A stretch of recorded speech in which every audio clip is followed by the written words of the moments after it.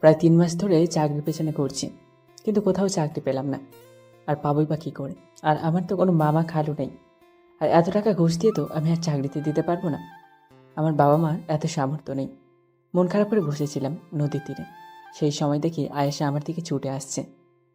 অভি, এই অভি, তোকে কত জায়গায় খুঁজে বেরিয়েছি, তুই কি জানিস কোথায় থাকিস? তুই বলতো, তাড়াতাড়ি বাড়ি চল। বড় আব্বুর শরীর ভীষণ খারাপ। কি বলছিস এসব? তাড়াতাড়ি চল। তারপর আমি আর আয়েশা বাড়ির দিকে রওনা দিলাম। বাড়ি গিয়ে দেখি আব্বু বিছানায় শুয়ে আছে। কি হয়েছে আব্বু তোমার? বাবা, আমার শরীরটা তো খুব খারাপ। ঘরে চাল ডাল কিছু নেই। কি রান্না করবে তোর মা? তুই প্লিজ বাবা, একটু মনে না করলে রিক্সা নিয়ে একটু বের হবি। ঠিক আছে বাবা, তুমি চিন্তা করো না, আমি যাচ্ছি। আর আসার সময় দেখি তোমার জন্য ওষুধ নিয়ে আসবো। বাবা মাকে আসছি বলে আব্বু রিক্সাটা নিয়ে বের হলাম। আপনাদের পরিচয়টা দিয়ে দিই। আমি অভি ইসলাম আসিফ, নিম্নবিত্ত পরিবারের ছেলে। অনার্স কমপ্লিট করেও চাকরি না পাওয়া একজন বেকার ছেলে। বাবা রিক্সাটা নিয়ে মোড়ে দাঁড়িয়ে আছে। এমন সময় 2টা ছেলে আমার দিকে এগিয়ে এলো। তাদের আমি ঠিকই চিনতে পেরেছি। তারা আমাদের ক্লাসের সহপাঠী ছিল।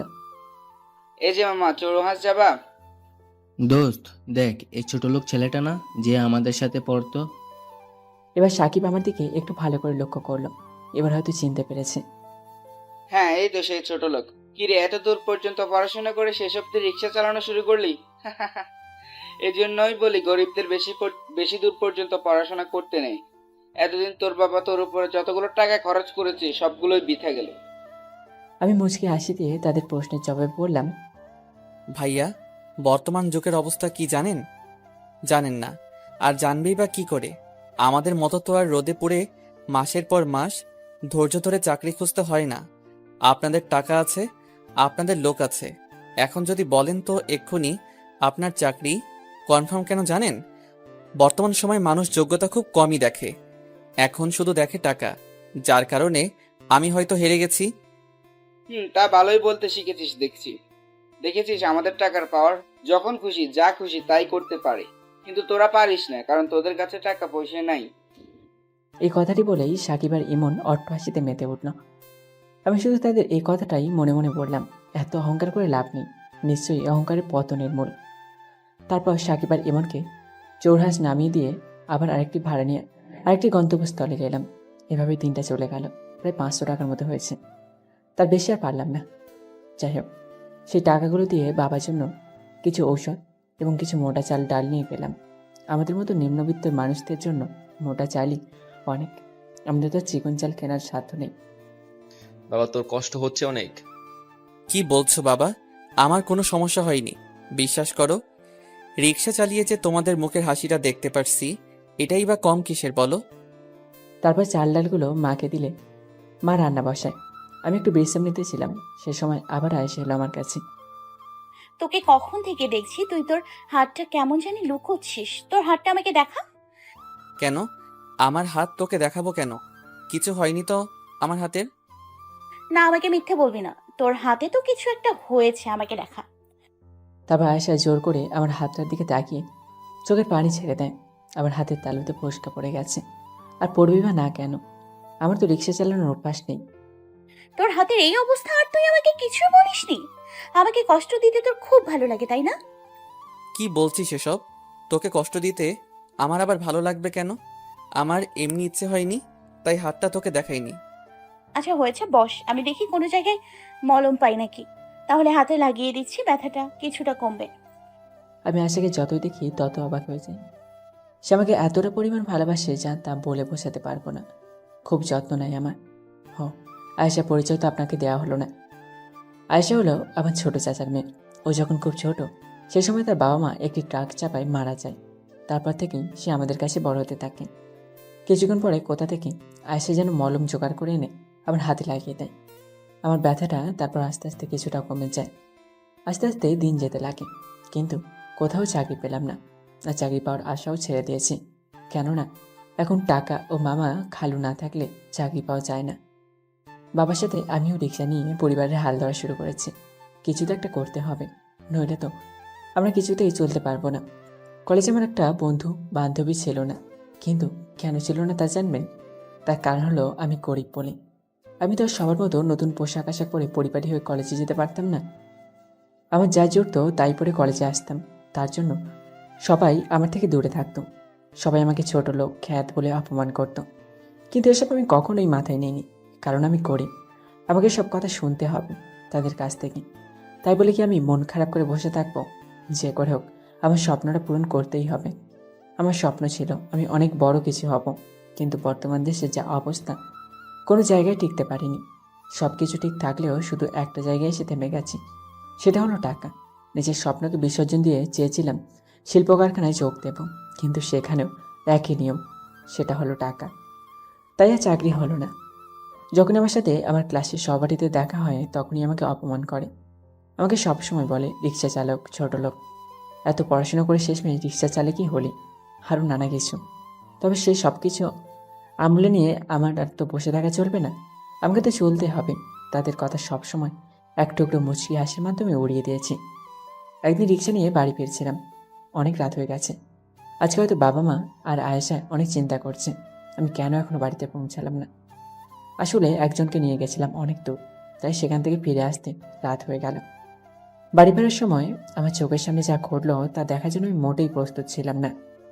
বাড়ি ফেরার সময় চোখের সামনে যা ঘটলো তা দেখার জন্য আমি মোটেও প্রস্তুত ছিলাম না। সামনে একটি প্রাইভেট কারের একটি গাছের সাথে নিয়ন্ত্রণ হারিয়ে ধাক্কা খায়। তারপর আমি দৌড়ে গিয়ে দেখি শুধু গাড়িতে একটি লোক ছাড়া আর কেউ নেই। তিনি গাড়িটা চালাচ্ছিলেন। তার মাথায় মনে হয় অনেকটাই আঘাত লেগেছে, অনেক রক্ত পড়ছিল। আমি আমার গামছাটা দিয়ে কোনো রকম মাথাটা পিছিয়ে আমার রিক্সায় করে হাসপাতালে নিয়ে গেলাম। লোকটাকে আমি এর আগে কোনোদিন দেখিনি। বাবা বারবার ফোন দিচ্ছে, এত রাত হয়ে গেছে, কেন ছেলেটা এখনো আসছে না। আমি ফোনটা তুলে দেখি প্রায় 30টার মতো মিস কল, সব বাবাই করেছে। তারপর আমি ফোন দিয়ে জানালাম যে হয়তো আমি আজকে বাড়ি নাও ফিরতে পারি। তিনি জানতে চাইলে আমি তাকে ঘটে যাওয়া ঘটনাগুলো সব কিছু বলি। তারপর সেই সময় একটি ডক্টর এলো আমার কাছে। আপনি যাকে হসপিটালে নিয়ে এসেছেন তিনি আপনার কে হন? উনি আমার কেউ হন না। তাহলে আপনি ওনাকে কোথায় পেলেন? আমি আমার রিক্সা নিয়ে বাড়ি ফিরছিলাম, সেই সময় দেখি তিনি গাছের সাথে অ্যাক্সিডেন্ট করেন। তারপর ঘটনাস্থল থেকে উনাকে বের করে এনে এখানে ভর্তি করাই। তা ওনার পরিবারকে তো জানাতে হবে, প্লিজ তাড়াতাড়ি জানান। জি দেখছি। তারপর ডাক্তারটি চলে গেল। তারপর আমি ভাবতে লাগলাম, ওনার কাছে তো ফোন ছিল, তাহলে সেই ফোনটা নিশ্চয়ই গাড়িতে পড়ে আছে। তাই আমি আবার রিক্সা নিয়ে সেই স্থানে গেলাম। গিয়ে দেখি তার ফোনটা ভেঙে গুঁড়ো গুঁড়ো হয়ে গেছে। তারপর ওনার ফোনের সিমটা আমার ফোনে লাগিয়ে নিলাম। পরিবারের সবার নাম্বার সেভ করা ছিল, তাই আমার বেশি কষ্ট করতে হলো না। সেখানে ওয়াইফ নামে একটি নাম্বার সেভ করা ছিল, হয়তো ওনার স্ত্রী হবে, তাই ফোনটাই দিলাম। আসসালামু আলাইকুম। ওয়ালাইকুম আসসালাম। আপনি কে? এটা তো আমার স্বামীর নাম। আপনি কোথায় পেলেন এই নাম্বার? জি আমি আপনার কাছে যে জন্য ফোন দিয়েছি, আপনি তাড়াতাড়ি এই হসপিটালে চলে আসুন। আপনার হাজবেন্ড অ্যাক্সিডেন্ট করেছে। তারপর ভদ্রমহিলাটি হাউমা করে কাঁদতে লাগলেন। দেখুন চিন্তা করবেন না, তেমন কিছু একটা হয়নি, আপনি তাড়াতাড়ি চলে আসুন। তারপর আমি আবার হসপিটালে গেলাম। হসপিটালে গিয়ে শুনলাম ওনার নাকি রক্ত প্রয়োজন। যাক, আচ্ছা ডক্টর, তার রক্তের গ্রুপ কি? এ পজিটিভ। আল্লাহ যা করেন ভালোর জন্যই করেন। এখন আর রক্তের জন্য ছোটাছুটি করা লাগবে না, কারণ আমার রক্তের গ্রুপও এ পজিটিভ। তাহলে তো খুব ভালো হয়, চলুন আমার সাথে। তারপর ডক্টর আমাকে একটি বেডে নিয়ে গেলেন। সেখানে আমার শরীর থেকে রক্ত নেওয়া হলো। অনেকক্ষণ ধরে রক্ত নেওয়ায় আমার শরীরটা কিছুটা দুর্বল হয়ে যায়, যার জন্য ডক্টর আমাকে রেস্ট নিতে বলেন। তারপর আমি ঘুমিয়ে পড়লাম। ঘুম থেকে উঠে দেখি সকাল হয়ে গেছে। এখনই চলে যাব। ঠিক সেই সময় মনে পড়ল ওই ভদ্রলোকটির কী অবস্থা, তা দেখে আসা উচিত। তারপর ওনার বেডে গিয়ে দেখি ওনার স্ত্রী ও সন্তান তার পাশে বসে আছে। তো এখন কেমন লাগছে তোমার? জি ম্যাম, আমার এখন একটু ভালো লাগছে। স্যারের জ্ঞান ফিরেছে কখন? এই তো ভোরবেলাতেই ওনার জ্ঞান ফিরেছে। তোমাকে কি বলে যে ধন্যবাদ দিব তা আমার জানা নেই। আল্লাহর কাছে লাখ লাখ শুক্রিয়া যে তোমার মতো ছেলে সেই সময় ওইখানে ছিল বলে আজ আমার স্বামীকে আমি জীবিত অবস্থায় দেখতে পাচ্ছি। এইসব বলে আমাকে ছোট করবেন না ম্যাম, মানুষ তো অবশ্যই মানুষের জন্যই, তাই না? তুমি একদম আমাদেরকে স্যার ম্যাডাম এসব বলে ডাকবে না। তুমি আমাদের আঙ্কেল আন্টি বলে ডাকতে পারো। না, কি যে বলেন আপনি, আমার এখনো এতটা যোগ্যতা হয়নি। স্যার ম্যাডাম এসব কিছুই ঠিক আছে, তাহলে আসি স্যার। সাহারা যা বলেছে তাই হবে। তুমি আমাদের স্যার ম্যাম এসব বলে ডাকবে না, তুমি আমাদের আঙ্কেল আন্টি বলেই ডাকবে। আর চলে যাচ্ছ মানে তুমি কোথায় যাচ্ছ? তুমি আমার জীবন বাঁচালে, তোমাকে আমি এমনি এমনি ছেড়ে দেবো নাকি? আসলে আঙ্কেল, কালকে রাত্রে বাড়ি ফিরতে পারিনি, যার জন্য বাবা মা সবাই খুব দুশ্চিন্তায় আছে, তাই আমাকে তাড়াতাড়ি বাড়ি ফিরতে হবে। তা কোথায় থাকো তুমি? সামান্য কিছু দূরেই একটা বস্তি আছে, সেখানেই আমরা থাকি। বস্তিতে থাকো মানে? আমরা গরিব নিম্নবিত্ত, আমাদের বস্তি আসল ঠিকানা, আর আমরা সেখানেই থাকি। তোমার কথাবার্তা তো তোমাকে দেখে মনে হয় না তুমি বস্তির ছেলে। তারপর আমি মুচকে এসে আঙ্কেলের কথায় জবাব দিলাম। আমি গরিব ঘরের ছেলে হলেও অনেক কষ্ট করে অনার্স কমপ্লিট করেছি। পড়ালেখার দরুনে সবার সাথে শুদ্ধ ভাষায় কথা বলতে বলতে অভ্যাস হয়ে গেছে। তারপর আঙ্কেল আমার কথা শুনে অবাক হয়ে গেলেন। কি বললে তুমি? তুমি অনার্স কমপ্লিট করেছো? তাহলে তুমি রিক্সা চালাও কেন? কেন, তুমি তো চাকরি বাকরিও করতে পারো, যেহেতু তোমার যোগ্যতা আছে, অনেক দূর পর্যন্ত পড়াশোনা আছে। হাসালেন। আর চাকরি, আমি যে চাকরির চেষ্টা করিনি তা ভাবলে আপনি ভুল করবেন। আসলে বর্তমান দেশে চাকরি মেধা দিয়ে হয় না, চাকরি হয় টাকা দিয়ে। আর আমাদের তো আর সে সামর্থ্য নেই যে টাকা দিয়ে চাকরি নেব। কিছু উপায় না পেয়ে অবশেষে এই পথটাই ধরতে হয়েছে। তোমার কথা শুনে আমার খুব খারাপ লাগলো। তোমার কথাটা সত্যি, বর্তমান যুগে যোগ্যতা দিয়ে কোনো কিছু হয় না, যা হয় সবকিছু টাকা দিয়ে। আচ্ছা, আমি তোমাকে চাকরি দেব। আঙ্কেলের কথা শুনে আমার যেন হাতে চাঁদ পাওয়ার মতো অবস্থা। সত্যি বলছেন আপনি? আমাকে আপনি চাকরি দিবেন? বলুন, আপনার কি কাজ করতে হবে? তেমন কিছু না, আগে বলো তুমি কি আমাকে চেনো? এবার ওনার কথায় কিছুটা অবাক হলাম। কি করতে চাইছেন তিনি? না, এর আগে তো আপনাকে কোনোদিন দেখিনি। আচ্ছা, তাহলে আমার পরিচয়টা আজকে জেনে নাও। আমি এই আসনের এমপি। তোমার কাজ হলো তুমি সবসময় আমার সাথে থাকবে আর আমার সাথে কাজ করবে। বিশ্বাস করো, তুমি কোনোদিন ঠকবে না। তাহলে আপনি আমাকে রাজনীতি করতে বলছেন, তাই তো? আসলে আমি রাজনীতি সম্পর্কে কিছুই জানি না, আর আমি রাজনীতিতে যুক্ত হতে চাই না। ধন্যবাদ আপনাকে। একবার ভালোভাবে ভেবে দেখো, তুমি তুমি কি চাও না এই দেশ থেকে দরিদ্রতা দূর করতে? তুমি তো দেখো তোমার আশেপাশের কত মানুষ গরিব, তারা না খেয়ে মারা যায়, তারা এক টুকরো রুটির আশায় পথে থাকে। তুমি কি চাও না তাদের মুখে অন্ন তুলে দিতে? তুমি কি চাও না আমাদের এদেশ থেকে ঘুষ প্রতারণা অর্থনৈতিক কাজ তুলে দিতে? তুমি কি চাও না যে তোমার মতো আরো অনেক গরিব ছেলে চাকরি না পেয়ে পথে ঘুরুক? না, আমি এসব কিছু চাই না। আমি চাই আমাদের এই দেশটাতে শুধু শান্তি প্রতিষ্ঠিত হোক। আমি চাই না কোনো মেধা, কোনো যোগ্যতা টাকার কাছে হেরে যাক। আমি চাই না এই দেশের গরিব না খেয়ে মরুক। আর আমি চাই না এই দেশের গরিব মানুষ, বিশেষ করে বৃদ্ধরা, যারা না খেয়ে অন্যের দুয়ারে দুয়ারে ঘুরে, তাদের মুখে আমি অন্ন তুলে দিতে চাই। কিন্তু আমার কাছে এই স্বপ্নটা দেখা অনেক সহজ, কিন্তু বাস্তবতা অনেক কঠিন, আকাশ পাতাল তফাৎ। এটা আমার স্বপ্ন হলেও আমার পূরণ করার সাধ্য নেই। শোনো, আমি তোমাকে এই স্বপ্ন পূরণ করার পথ দিতে পারি, কোনো অসৎ উপায়ে নয়, অবশ্যই সৎ উপায়ে। আর তুমি নিশ্চয়ই আশা চৌধুরীর নাম শুনেছ? হ্যাঁ, আমি শুনেছিলাম কোনো এলাকার নাকি এমপি। যথেষ্ট ভালো মানুষ উনি, অনেক শুনেছি ওনার ব্যাপারে। ওনার মতো সবাই হলে দেশটা আর এমন থাকতো না, কিন্তু চোখে দেখিনি কোনোদিন। যদি বলি আমি সেই ব্যক্তি, তাহলে তুমি কি বিশ্বাস করবে? এবার আমি ওনার কথায় কিছুটা অবাক হয়ে গেলাম। তাহলে কি আপনি সত্যি সেই আসাদ চৌধুরী? হ্যাঁ, তুমি ঠিকই ধরেছ, আমি সেই আশাদ চৌধুরী। তাহলে এবার আমার সাথে তোমার কাজ করতে কোনো আপত্তি নেই তো? তারপর কিছুক্ষণ ভাবলাম। ভাবার পরে কি মনে করে জানি তার কথায় সায় দিলাম। ঠিক আছে, আমি আপনার সাথে দেশের উন্নয়নের জন্য কাজ করতে রাজি আছি। দেশের গরিব মানুষদের জন্য, দেশের শিক্ষিত বেকার মানুষদের জন্য সুযোগ তৈরি করতে আপনার সাথে আমি রাজি আছি। তারপর আঙ্কেল আন্টিকে বিদায় জানিয়ে বাড়িতে চলে আসলাম। ঠিক আছে, আমি আপনার সাথে দেশের উন্নয়নের জন্য কাজ করতে রাজি আছি। দেশের গরিব মানুষদের জন্য, দেশের শিক্ষিত বেকার মানুষদের জন্য সুযোগ তৈরি করতে আপনার সাথে আমি রাজি আছি। তারপর আঙ্কেল আন্টিকে বিদায় জানিয়ে বাড়িতে চলে আসলাম। ওনার কথায় সায় দেবো কি দেবো না এ নিয়ে মনটা ভীষণ দ্বিধাদ্বন্দ্বে আছি। কিন্তু চাকরিটা করলে তো পরিবার মুখের হাসি ফোটাতে পারবো, এটা আবার কম কিসের।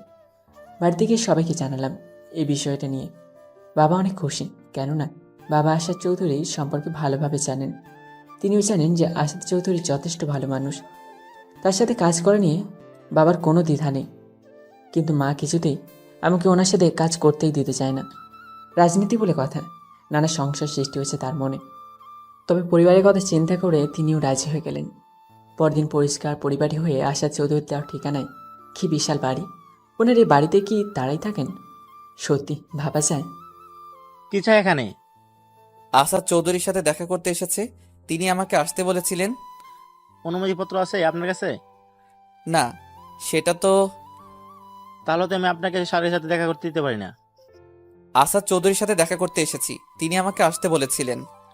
ওকে, তাহলে 1 মিনিট দাঁড়ান, আমি স্যারের সাথে কথা বলে নিই। এরপর দারোয়ানটি আসাদ সাহেবের কাছে ফোন দিলেন। আসসালামু আলাইকুম স্যার। ওয়ালাইকুম সালাম। কি ব্যাপার, কি হয়েছে? স্যার, গেটে একটি ছেলে এসেছে আর বলছে সে নাকি আপনার সাথে দেখা করতে চায়। আপনি তাকে নাকি আজকে আসতে বলেছিলেন। ছেলেটার নাম কি? এই যে, আপনার নামটা জানি কি জানাবেন স্যার, জানতে যাচ্ছে। তারপর আমি তাকে বললাম, আমার নাম অভি ইসলাম আসিফ। স্যার, ওনার নাম অভি ইসলাম আসিফ। ওকে, ঠিক আছে, তাহলে ওকে ভিতরে আসতে দাও। জি স্যার। তারপর দারোয়ান আমাকে ভেতরে ঢুকতে দিল। ভিতরে ঢুকে আরো বেশি অবাক হয়ে গেলাম। কত দামি দামি জিনিস সাজানো পুরো বাড়িটা। আমাকে দেখে আসাদ সাহেব বললেন, আরে তুমি চলে এসেছো, তোমার কথা ভেবেছিলাম। তা কি সিদ্ধান্ত নিলে? জি, আমি আপনার সাথে কাজ করতে রাজি আছি। যাক, আলহামদুলিল্লাহ। আমি জানতাম তুমি সহজে আমার প্রস্তাবটি ফেলতে পারবে না। আমি খুব খুশি হলাম তোমার উত্তরটা শুনে। তাহলে এখন আমরা একসাথে কাজ করতে পারবো। তোমার মতোই একটা ছেলে আমাদের প্রয়োজন ছিল। আমি আর আঙ্কেলের কথা বলতেছিলাম, সে সময় আন্টি আমাকে দেখে বললেন, আরে, তুমি কখন এসেছো? জি, কিছুক্ষণ আগে আসলাম। তা এসে বেশ ভালো করেছো বাবা। আসো, মুখে কিছু দাও। না আন্টি, সেসবের কোনো প্রয়োজন নেই, আমি বাড়ি থেকে খেয়ে এসেছি। সেসব বললে কি করে হয়? প্রথম আমার বাড়িতে এসেছো, আমি কিভাবে তোমাকে খালি মুখে বেরাই বলো তো? তোমাকে কিছু একটা মুখে দিতেই হবে। তোমাকে তো আর খালি মুখে ফেরাতে পারি না। তারপর ওনাদের জোড়াজুড়িতে সামান্য কিছু মিষ্টি খেয়ে চলে আসলাম। আজ মনটা ভীষণ খুশি। তাই দীর্ঘ প্রচেষ্টা পর একটা চাকরি মিলল। জানি না কেমন, কিন্তু আশা করছি ভালোই হবে। রাস্তা দিয়ে হেঁটে বাড়ি ফিরেছিলাম, সে সময় দেখি একটা মেয়ে ফোনে কথা বলতে বলতে হেঁটে যাচ্ছিল। ঠিক সেই সময় তার পেছন দিয়ে একটা ট্রাক আসছিল। কোনো মতে তার হাত টান দিয়ে বাঁচিয়ে নিই, যার কারণে সে পড়ে যায়। তার সাথে আমিও পড়ে যাই। তোর সাহস কি করে হয় আমাকে স্পর্শ করার? দেখুন, আমি আপনাকে ইচ্ছে করে স্পর্শ করিনি। আপনি ফোনে কথা বলতে বলতে মাঝ রাস্তায় চলে যাচ্ছিলেন, ঠিক সেই সময় ট্রাক পেছন থেকে আসছিল। আমি যদি আপনাকে ধরে টান না দিতাম, তাহলে নিশ্চয়ই এতক্ষণ একটা অঘটন ঘটে যেত। দেখে তো মনে হচ্ছে কোনো এক ছোট লোকের বাচ্চা তার তোর পোশাক আশাকেই বলে দিচ্ছে। তোদের মতো ছোট লোকদের ভালো করে চেনা আছে আমার, যত সব। এসব কথাগুলো বলেই মেয়েটি চলে গেল। এই যে এখনকার উপকারিতার ফল। যাই হোক, বাসে পৌঁছালাম। বাসে পৌঁছানোর পর বাবা মাকে জানালাম যে কালকে থেকেই ওনার সাথে কাজে জয়েন করতে হবে। আমি ঘরে বসে মেয়েটির কথা ভাবছিলাম, কি করে পারে একজন কীভাবে রাস্তার মাঝে অপমান করতে, তাও আবার যে তার জীবন বাঁচায়। বসে বসে ভাবতেছিলাম, ঠিক সেই সময় আয়েশা আমার কাছে এসে বললেন, কিরে, কি হয়েছে? কই কিছু হয়নি তো। আমাকে মিথ্যে বলে লাভ নেই। তোর মুখ দেখে আমি বলে দিতে পারি তোর একটা কিছু হয়েছে। আর ভালোবাসার মানুষের মনের কথাটা বুঝতে কোনো সমস্যা হয় না। বল, কি হয়েছে? তবে আয়েশাকে মেয়েটির সাথে ঘটে যাওয়া ঘটনাগুলো বললাম। আসলে বড় লোকের মেয়েরা এমনই। তুই সব সময় এসব মেয়েদের থেকে দূরে দূরে থাকবি, তাদের কখনো উপকার করতে যাবি না। পরদিন আসাদ চৌধুরীর কাছে গেলাম। তিনি আমাকে সব কিছু বুঝিয়ে দিলেন। আল্লাহর রহমতে সব কিছু ভালোই বুঝে গেলাম।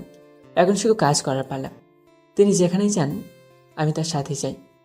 আস্তে আস্তে একসময় আমি তার বিশ্বস্ত সহযোগী হয়ে উঠি। আমি যেখানেই যাই সেখানকার মানসিককে দেখি আসাদ চৌধুরীর গুণগান গাইতে। আর গাইবে বা না কেন, ভালো মানুষকে তো সবাই মনে রাখে।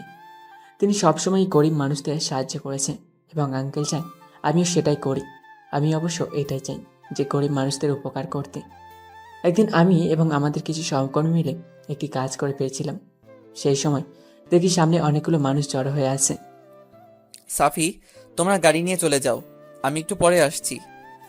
তোমাদের এত চিন্তা করতে হবে না, আমি কিছুক্ষণ পরে ঠিক আসছি, তোমরা যাও প্লিজ। তবে আমার সহকর্মীগুলো সবাই চলে গেল। আমি আস্তে আস্তে ভিড় ঠেলে ভিতরে যেতে লাগলাম। এদিকে একটা যুবক ছেলে অ্যাক্সিডেন্ট হয়ে পড়ে আছে, তার পাশে হয়তো উনি, ওর মা ও বোন কাঁদছে আর সাহায্য চাইছে, কিন্তু কেউ সাহায্য করছে না। সবাই দাঁড়িয়ে দাঁড়িয়ে দেখছে, কেউ কেউ ভিডিও করছে, আবার কেউ কেউ ফেসবুক লাইভে চলে গেছেন এসব নিয়ে। আমার ভীষণ রাগ উঠল। এসব দেখে আমরা কোন দেশে বসবাস করছি, কোন সময় বসবাস করছি। তাকে সাহায্য করার মতো কেউ নেই, সবাই শুধু তাকিয়ে তাকিয়ে দেখছে।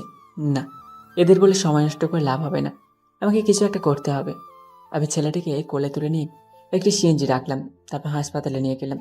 মা ও বোন কেঁদেই চলেছে। প্লিজ আপনারা কাঁদবেন না, আপনারা শান্ত হন। দেখুন, আপনার ছেলের কিছু হবে না, আল্লাহর রহমতে সব কিছু ঠিক হয়ে যাবে। ডক্টর, ছেলেটা কেমন আছে? ওর অবস্থা ভীষণ খারাপ, মাথায় ভীষণভাবে চোট পেয়েছে। আমাদের খুব শীঘ্রই অপারেশন করতে হবে, নইলে ছেলেটাকে হয়তো বাঁচাতে পারবো না। ডক্টরের কথাগুলো শুনে ছেলেটির মা ও বোন হাউমাউ করে কেঁদে দিল। বাবা, আমার ছেলে ছাড়া আমাদের দেখাশোনা করার কেউ নাই। সেই ছোটবেলা তার আব্বাই মারা যায়। আমার ছেলেরা ছাড়া আমাদের পৃথিবী অচল। দয়া করে আমার ছেলেটারে ভালো কইরা দেন।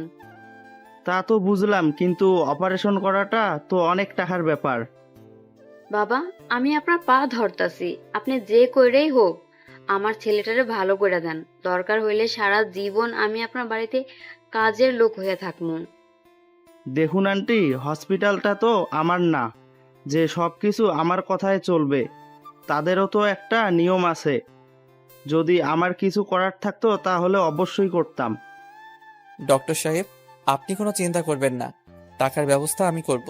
আপনি যত তাড়াতাড়ি সম্ভব ওনার ছেলেটার অপারেশনের ব্যবস্থা করেন। ঠিক আছে, আপনি যখন বলেছেন তাই হবে।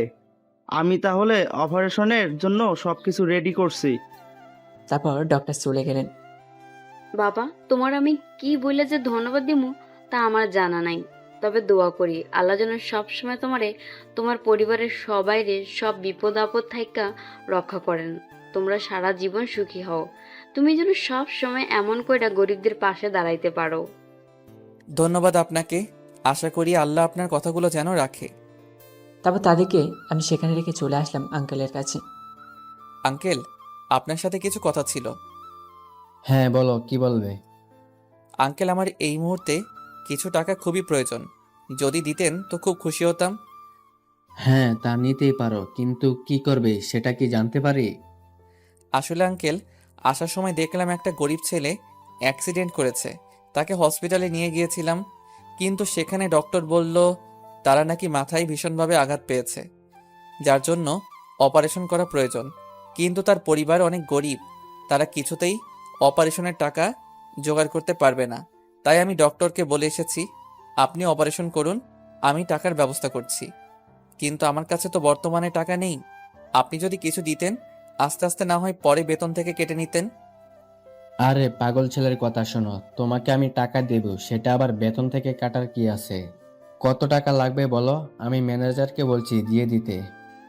এই লোকটিকে যতই দেখছি ততই অবাক হচ্ছি। আল্লাহকে এনাকে কী দিয়ে করেছেন একমাত্র আল্লাহ জানেন।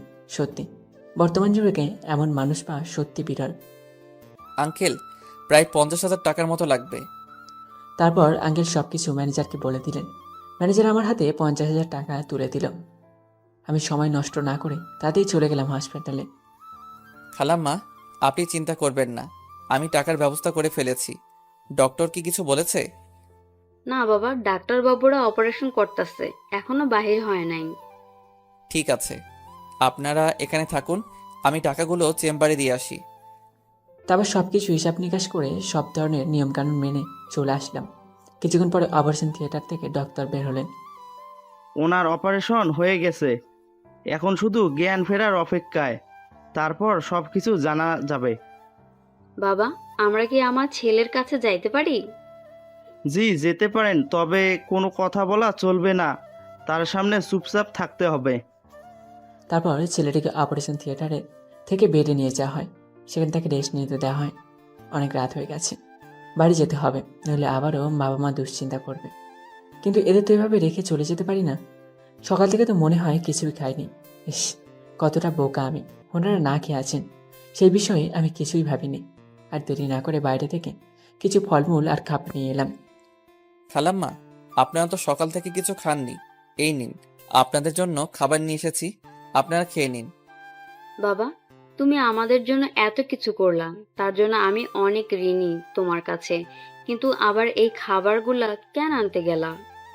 খালাম্মা, আপনারা সকাল থেকে না খেয়ে আছেন, এখান থেকে তো আপনারা কোথাও যাননি, তাই ভাবলাম এখানে তো আপনাদের আর কেউ খাবার দিয়ে যাবে না, তাই আপনাদের জন্য খাবার নিয়ে এসেছি। আমাকে আরেকটা ছেলে মনে করে এই খাবারগুলো খেয়ে নিন প্লিজ। তবে ছেলেটির বোন আমাকে জড়িয়ে ধরল। সেসব কথা একদম বলবে না। মনে করো আমিও তো তোমার আরেকটা ভাই, তাই না? তাহলে বোনের জন্য একটা ভাই আরেকটা ভাইয়ের জীবন কেন বাঁচাতে পারবে না? খালাম্মা, কোনো চিন্তা করবেন না, এখন আর চিন্তা করার কোনো কারণ নেই। আস্তে আস্তে আপনার ছেলে ঠিক হয়ে যাবে। অনেক রাত হয়ে গেছে, আপনারা এখানে শুয়ে পড়ুন, আমাকে বাড়ি যেতে হবে, নইলে বাবা মা চিন্তা করবে। আচ্ছা বাবা, যাও, অনেক কষ্ট করলা আমাদের জন্য, সাবধানে যাইও। তারপর তাদের বিদায় জানিয়ে চলে গেলাম। বাড়ি গিয়ে মা খেতে দিলেন। খাওয়া দাওয়া করে কিছুক্ষণ ফেসবুকে ঢুকলাম। ফেসবুকে ঢুকে একটা ছবির দিকে নজর পড়ল। এটা তো সেই অহংকারী মেয়েটা। প্রোফাইলের নামটা কি দেওয়া আছে দেখি তো। প্রোফাইলে নাম দেওয়া আছে নাহিদা সুলতানা। নামটা বেশ ভালো, কিন্তু মনটা এমন কেন? হয়তো কোনো ধনী বাপের একমাত্র আদরের দুলালি মেয়ে, যার জন্য এমন বিগড়ে গেছে। তারপর আরও কিছুক্ষণ ফেসবুকে ঘোরাঘুরি করে একটু ঘুম দিলাম। পরের দিন সকালে ঘুম থেকে উঠে দেখি আয়েশা আমার পাশে এসে আবার মাথায় হাত বুলিয়ে দিচ্ছে। শুভ সকাল। শুভ সকাল। এত সকালে আমার ঘরে কি? বারে আসতে পারি না বুঝি? কিছুদিন পর তো এই রুমটা আমারই হবে, তাই না? বয়েই গেছে তোকে বিয়ে করতে। এখন আমি আসাদ চৌধুরীর বাম হাত, বুঝেছিস? এখন কত মেয়ে আমার পিছে ঘুরে বেড়াবে। হ্যাঁ, ঘুরে বেড়ালে হলো। যদি কোনো মেয়ের দিকে তাকাস, একেবারে চোখ দুটো গেলে দিব। আইসে রে, কোন দেশের প্রধানমন্ত্রী, সে নাকি আমার চোখ গেলে দেবে। দেখবেই তো। এত কথা না বলে তাড়াতাড়ি ওঠ, বড় আম্মু খেতে ডাকছে। যা আসছি। তারপর আয়েশা আমার রুম থেকে চলে গেল। আর কিছুক্ষণ পরে দেখি আশা চৌধুরীর ফোন। আসসালামু আলাইকুম। ওয়ালাইকুম সালাম। আঙ্কেল, এত সকালে ফোন দিলেন, কিছু কি হয়েছে? না, কিছু হয়নি। কালকে রাত্রে আমার এক বন্ধু ফোন দিয়েছে, তার মেয়েরা নাকি বিয়েতে, তাই সেখানে যেতে হবে। তাই ভেবেছিলাম কি তুমি চলে এসো আমাদের সাথে। কিন্তু আমি কি করে যাব বলুন তো? এত বড় অনুষ্ঠানে আমাকে নিয়ে যাওয়া কি উচিত হবে? দেখো, এসব কথা বলো না। তোমাকে আমাদের সাথে যেতে হবে, না হলে কিন্তু তোমার আন্টি তোমার ওপর ভীষণ রাগ করবে। আচ্ছা ঠিক আছে, আমি রেডি হয়ে চলে আসছি। আচ্ছা, চলে এসো তাড়াতাড়ি। মা, কি রেঁধেছ? তাড়াতাড়ি খেতে দাও, এক জায়গায় যেতে হবে। এত সকালে আবার কোথায় যাবি? আসাদ আঙ্কেল ফোন করেছিল, তার নাকি এক বন্ধুর মেয়ের বিয়ে, সেখানে নাকি আমাকেও যেতে হবে। যেতে চাইলাম না, তবু যেতে হচ্ছে, নইলে আন্টি রাগ করবে। আচ্ছা যা, সাবধানে চলাফেরা করিস। জানিসই তো বড়লোকের ব্যাপার স্যাপার, সেখানে কত ধরনের মানুষ আসবে, ভেবে দেখ তো। আচ্ছা মা, ঠিক আছে। বিয়ে বাড়ি যাচ্ছিস ভালো কথা, কিন্তু একটু আগে যে কথাগুলো বললাম সেগুলো যেন মনে থাকে, নইলে কিন্তু খুব খারাপ হয়ে যাবে। হুম, বুঝতে পেরেছি। আপনার আদেশই যথাজ্ঞা। কি রে, কি কথা বলেছে আয়শা তোকে সকালে? বড় চাচি, তোমাকে সে কথাগুলো না শুনলে হবে। তারপর রেডি হয়ে চলে গেলাম। জানি না ওদিকে ছেলেটির কি খবর, জ্ঞান ফিরেছে কি না। তাদের কাছে তো ফোনেও নেই যে ফোন দিয়ে জেনে নেব। তাদের কাছে তো ফোনও নেই যে ফোন দিয়ে জেনে নেব। আবার ডাক্তারের নাম্বার নেওয়া হয়নি। উফ, কি জ্বালা। বিয়েবাড়িতে না গেলে আবার সেখানে যেতাম, কিন্তু এটার জন্য তো সেখানে যেতে পারছি না। তারপর আঙ্কেল, আন্টি ও তার ছেলে মেয়ে সব তৈরি হয়ে গেলে তাদেরকে নিয়ে বেরিয়ে পড়লাম।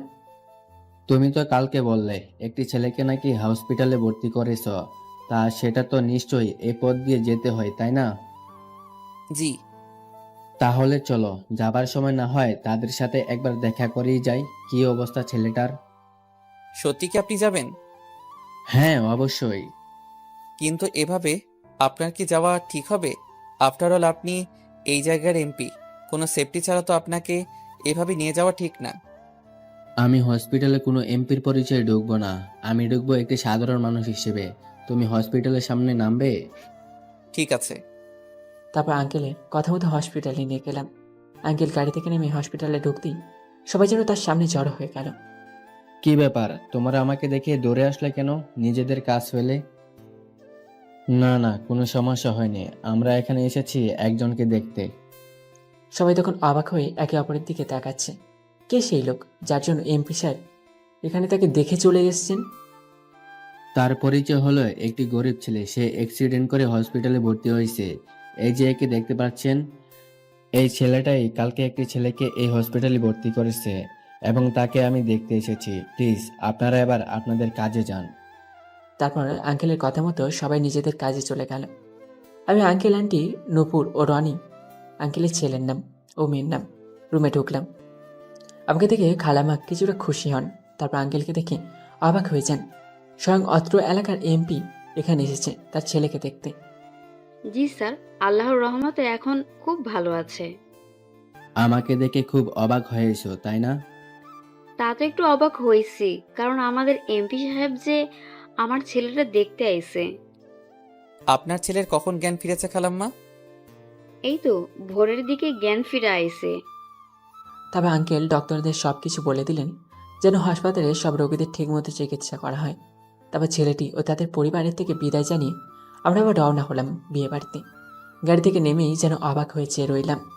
বাড়িটা বিশাল, আবার এমনভাবে আলোকসজ্জায় সজ্জিত করা হয়েছে যে চোখ ফেরানো দেয়। তারপর আমি আঙ্কেল আন্টি সবাই মিলে বাড়িতে প্রবেশ করলাম। গেট থেকে শুরু করে বাড়ির মেন দরজা পর্যন্ত সবাই ফুল নিয়ে দাঁড়িয়ে আছে আঙ্কেলকে স্বাগত জানানোর জন্য। এখানে কত এলাকার কত নামি দামি লোকজন এসেছে কে জানে। এদের সাথে আমার স্ট্যাটাস কিছুতেই মেলে না। আরে আসাদ যে, কেমন আছিস বল? আরে ভাই, আমি খুব ভালো আছি, তুই কেমন আছিস? আমি খুব ভালো আছি। তোরা এসেছিস শুনে খুব ভালো লাগলো। বাই দ্য ওয়ে, আমি যদি কোনো ভুল না করি তাহলে এই সেই অভি।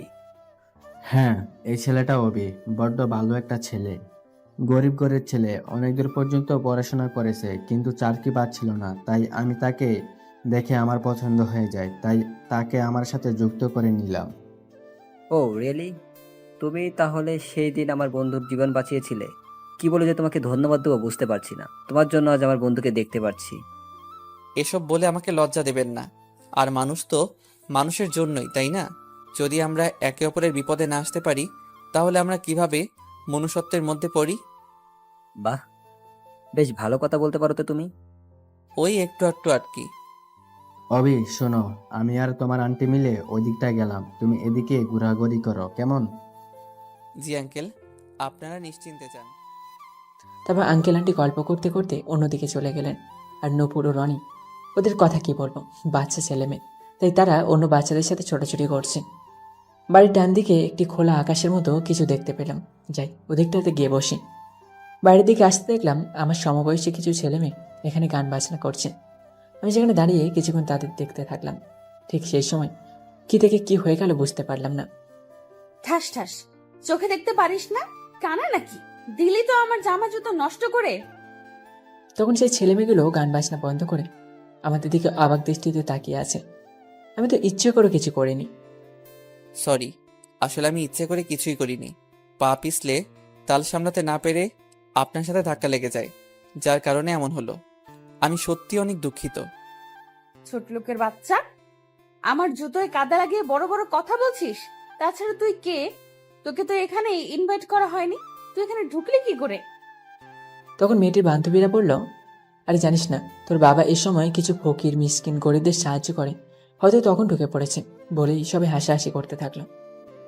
সমস্যা নেই, আপনার জুতো জোড়া আমাকে দিন, আমি এক্ষুনি পরিষ্কার করে আনছি।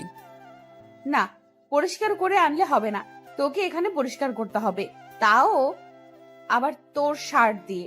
আমি তোর হাঁটুর উপর পা দেব, তুই তোর শার্ট দিয়ে আমার জুতো জোড়া পরিষ্কার করে দিবি, আর এটাই হবে তোর শাস্তি। কি বলছেন কি এগুলো আপনি? হ্যাঁ, যা বলছি তাই কর। আমি একটা গরিব ছেলে, আমাকে এমনভাবে সবসময় অপমানিত হতে হয়, এটা আমাদের মতো গরিবদের অভ্যাস হয়ে দাঁড়িয়েছে। তারপর আমি আমার শার্ট দিয়ে মেয়েটির জুতো জোড়া পরিষ্কার করে দিলাম। সবাই তাকিয়ে তাকিয়ে হাসছে আর নানাভাবে অপমান করছে। তাদের এই তাচ্ছিল্যের হাসিতে আমার চোখ দিয়ে পানি বের হয়ে এলো। নিজেকে সামলে নিতে না পেরে বাইরে চলে এলাম। না, থাকবো না। আমি এই বিয়ে বাড়িতে পারবো না আমি এভাবে অপমান সহ্য করতে। এদিকে আমি যে মেয়েটির জুতোচোরা শার্ট দিয়ে মুছে দিয়েছি সেটা মেয়েটির বাবা অর্থাৎ আঙ্কেলের বন্ধু দেখে ফেলে। ঠাস ঠাস। মেয়েটির বাবা রেগে গিয়ে মেয়েটিকে দুটো চড় মারলেন। তোমাকে আমি ছোটবেলা থেকে এই শিক্ষা দিয়ে এসেছি, তোমরা যাকে গরিব ছোট লোক বলে অপমান করে তাড়িয়ে দিচ্ছ সে কে তোমরা জানো? আমার বন্ধু আসাদ চৌধুরীর পার্সোনাল অ্যাসিস্ট্যান্ট বা অর্থ এলাকার পরবর্তী এমপি হওয়ার একমাত্র যোগ্য দাবিদার। এবার সবাই অবাক হয়ে তাকিয়ে থাকি। মেয়েটি বলে, এটাই তাহলে সেই অভি ভাইয়া? হ্যাঁ হ্যাঁ, এটাই সে হবে যার জন্য তোমরা মেয়েরা কলেজে এখনো নিরাপদ ঘুরে বেড়াতে পারছো। মনে পড়ে কি কলেজের সেই দিনের ঘটনাটা, যেদিন তোমাকে ও তোমার বন্ধুদেরকে সবার সামনে কলেজের ছেলে কিভাবে ছোট করছিল? ভুলে গেছো কি সেই কথাটা? সেদিন তুমি আমাকে বলেছিলে যে ছাব্বির ও তার বন্ধু মিলে তোমাদের সাথে খারাপ কিছু বলতে যাচ্ছিল। তখন আমি আসাদকে জানাই। তখন আসাদের মাধ্যমেই অভি ও তার কিছু বন্ধু মিলে ওদের উচিত শিক্ষা দেয়, যার কারণে তোমরা এখনো কলেজে নিরাপদ আছো। তারপর মেয়েটি, ও আপনাদের তো মেয়েটির নামে বলাই হয়নি, মেয়েটির নাম তানিশা। তখন তানিশা কেঁদে কেঁদে তার বাবাকে বলল, বাবা, আমি বিরাট বড় ভুল করে ফেলেছি। অভি ভাইয়াকে এভাবে অপমান করে প্লিজ তুমি ক্ষমা করে দাও। আমার কাছ থেকে ক্ষমা চাই কি লাভ? যাকে অপমান করেছো তার কাছ থেকে গিয়ে ক্ষমা চাও। সে যদি ক্ষমা করে দেয় তাহলে আমার কাছ থেকেও ক্ষমা পাবে। তারপর তানিশা আমাকে খুঁজতে লাগলো। পুরো বাড়িটা ভালোভাবে খুঁজে দেখল, কিন্তু আমাকে কোথাও পেল না। বাবা বাবা, আমি তো তাকে পাচ্ছি না, প্লিজ তার কাছে আমাকে নিয়ে যাও। তাকে পাবে কি করে? সে তো চলে গেছে। তাহলে তুমি একটা কাজ করো, আসাদ আঙ্কেলের সাথে তাদের বাড়িতে চলে যাও, সেখানে হয়তো তাকে পাবে। ঠিক আছে বাবা, আমি আজই আসাদ আঙ্কেলের সাথে তার বাড়ি যাব। তবে বিয়ে বাড়ির অনুষ্ঠান শেষ করে সেদিনই তানিশা আঙ্কেল আন্টির সাথে তাদের বাড়ি চলে আসে। আঙ্কেল অবশ্যই ব্যাপারে আমাকে ফোনে সবকিছু জানিয়েছিল যে তানিশা নাকি তাদের সাথেই আসছে। তখন তেমনটা আমলে নিলাম না, সে আসলে আমার কি। কিন্তু সকালে ঘুম থেকে ওঠার পর যেন ভূত দেখার মতো চমকে গেলাম। আপনি আপনি এখানে? আপনার ঠিকানা খুঁজতে খুঁজতে এখানে চলে আসলাম। চলে আসলেন মানে? আমার কাছে কিসের জন্য এসেছেন? আবার অপমান করতে বুঝি? দেখেন ভাইয়া, আমি আপনার কাছে ক্ষমা চাইতে এসেছি। কালকে যা করেছি তার জন্য অত্যন্ত লজ্জিত, দুঃখিত। প্লিজ আমাকে ক্ষমা করে দিবেন। কেন? আপনি আমার আসল পরিচয় জানার পর আমার কাছে ক্ষমা চাইতে আসছেন? যদি আসল পরিচয় না জানতেন তাহলে কি করতেন? আপনি কি এইভাবে গরিবদের উপর অত্যাচার করেন? তানিশা আবার কথার উত্তর দিল না, মাথা নিচু করে চুপ করে বসে আছে, হয়তো কান্না করছে। দেখুন, এখানে কান্না করবেন না, এটা কোনো কান্নার জায়গা না। আপনার সাথে বাইরে কথা বলছি, চলুন। তারপর আমি রেডি হয়ে তানিশাকে নিয়ে বাইরে গেলাম। বাড়িতে এসব কথা বলা ঠিক না। এবার বলুন, এই গরিব বাড়িতে আপনাকে আসার ঠিকানাটা কে দিল? আঙ্কেলের থেকে ঠিকানা জেনে নিয়ে আপনার এখানে এসেছি। তা আমাদের মতো গরিবের ঘরে কেন আসতে গেলেন? আমাদের ঘরে তো আর এসি নেই, হয়তো আপনার ঠান্ডা লেগে যেতে পারে, না হলে কাপড়ে নোংরা লেগে যেতে পারে। প্লিজ এমন করে আর বলবেন না। আমি যা করেছি তার জন্য আপনার কাছে ক্ষমা চাইছি। আর কোনো দিনও গরিবের প্রতি অন্যায় করব না, তাদের ছোট করে দেখব না। প্লিজ আমাকে ক্ষমা করে দিবেন। সত্যি বলছেন তো? হ্যাঁ হ্যাঁ, সত্যি সত্যি সত্যি, এই 3 সত্যি, আর কখনো এমনটা হবে না।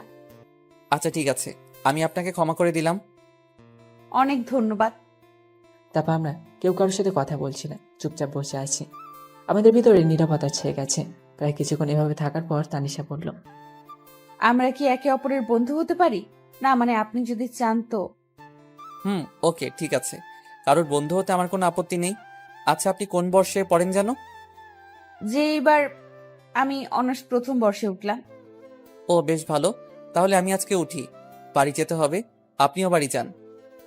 না, একটু থাকি না প্লিজ, খুব ভালো লাগছে। আপনিও চলুন, চলুন ওইদিকে যাই, কত সুন্দর জায়গা ওটা। ওকে ঠিক আছে, চলুন। তারপর নদীর তীরের দিকে বসলাম। বাদাম কিনে আমরা দুজনেই খাচ্ছি, কেউ কোনো কথা বলছে না। আমি বেশ বিরক্ত হয়ে গেলাম, এসবের মানে কি? অনেক তো হলো, এবার তো উঠুন। ঠিক আছে, আপনি বাড়ি যান, আমিও বাড়ি চলে যাচ্ছি। তারপর তানিশা তার বাড়ি চলে গেল, আমিও আমার বাড়ি চলে গেলাম। মেয়েটিকে কোন মেয়েটি? ন্যাকামো এত সকালে এখানে এসছে? ও, তুই তানিশের কথা বলছিস? ও তো আসাদ আঙ্কেলের বন্ধুর মেয়ে। তো তোর আশাদ আঙ্কেলের বন্ধুর মেয়ে এত সকালে এখানে কি করতে এসেছিল? তাহলে শোন, কালকে বিয়ে বাড়ি গিয়েছিলাম না, সেখানে একটু ভুল বোঝাবুঝি হয়ে যায়, যার কারণে তানিশা আমাকে অপমান করেছিল। তাই সে তার ভুলটা বুঝতে পেরে সকালে চলে এসেছে আমার কাছে ক্ষমা চাইতে। হুম, তো সে তোকে অপমান করলো আর তুই তাকে ক্ষমা করে দিলি? দিলাম। জানিসই তো, ক্ষমা করা মহৎ গুণ। বুঝলাম।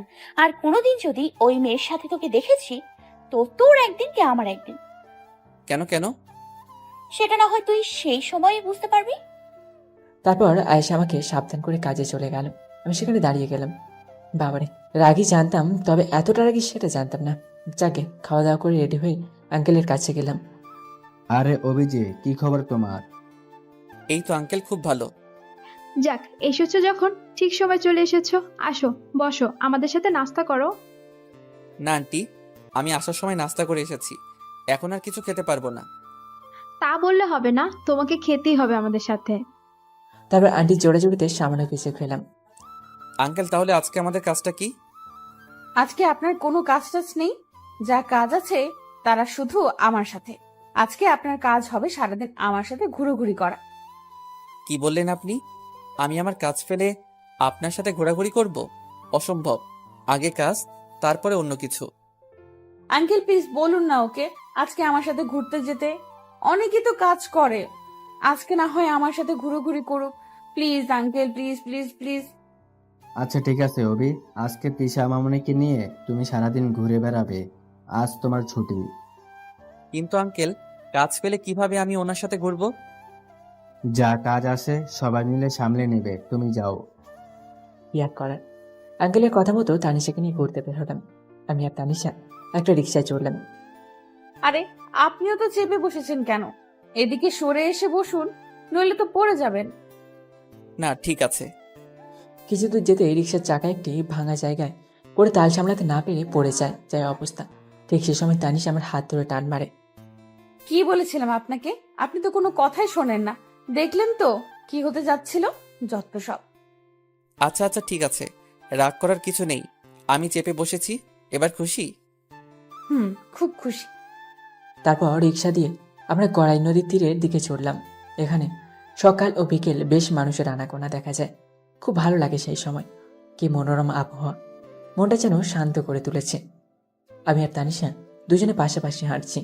তানিশার চুলগুলো বাতাসে সে আমার মুখে বাড়ি দিচ্ছে। কিছুটা অস্বস্তি ফিল হচ্ছে।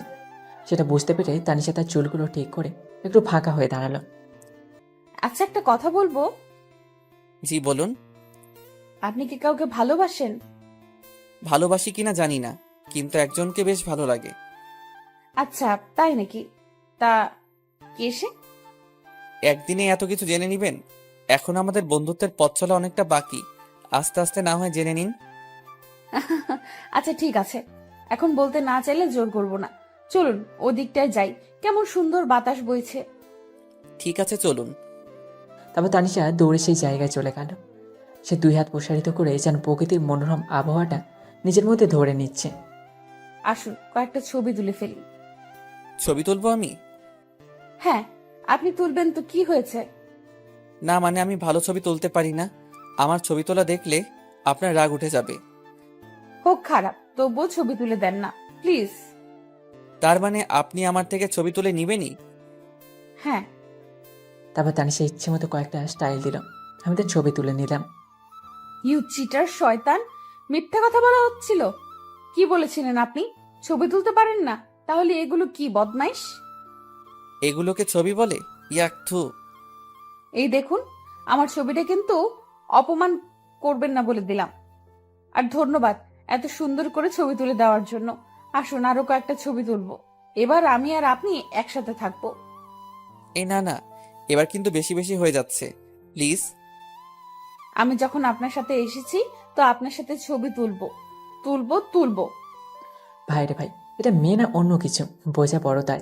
জোর করে আমার সাথে ওর ছবি তুলে নিল। জানি না পরে আবার কি করে। অনেক ঘোরাঘুরি করলাম আমি আর তানিশা। দুপুর হয়ে গেল। তারপর আমি আর তানিশা একটা রেস্টুরেন্টে ঢুকে লাঞ্চ করে বাসায় ফিরছিলাম। ঠিক সেই সময় আমাদের পথ আটকায় আরভিন। কিরে তুই তুই আমাদের পথ আটকালি কেন? এমনি ইচ্ছে হলো তাই। বাবা, এটা কি গার্লফ্রেন্ড নাকি? বেশ সুন্দর তো, একটু ছুঁয়ে দেখি কেমন। দেখ আরভিন, এটা কিন্তু রাস্তা, আর আমি চাই না এখানে কোনো প্রকার মারামারি হোক। তো সাবধান করে দিলাম, পরের বার যেন এমন ভুল আর কখনো না করা হয়। রাস্তা হয়েছে তো কি হয়েছে, এমন সুন্দরী মেয়ের শরীরটা স্পর্শ করার অধিকার কি আমার নেই? আহ, যদি তোমাকে এক রাতের জন্য আমার কাছে পেতাম তাহলে দিল খুশ হয়ে যেত। এবার আমার মাথায় রাগ চেপে গেল, আর আমি যখন রেগে যাই তো নিজেকে কন্ট্রোল করতে পারি না।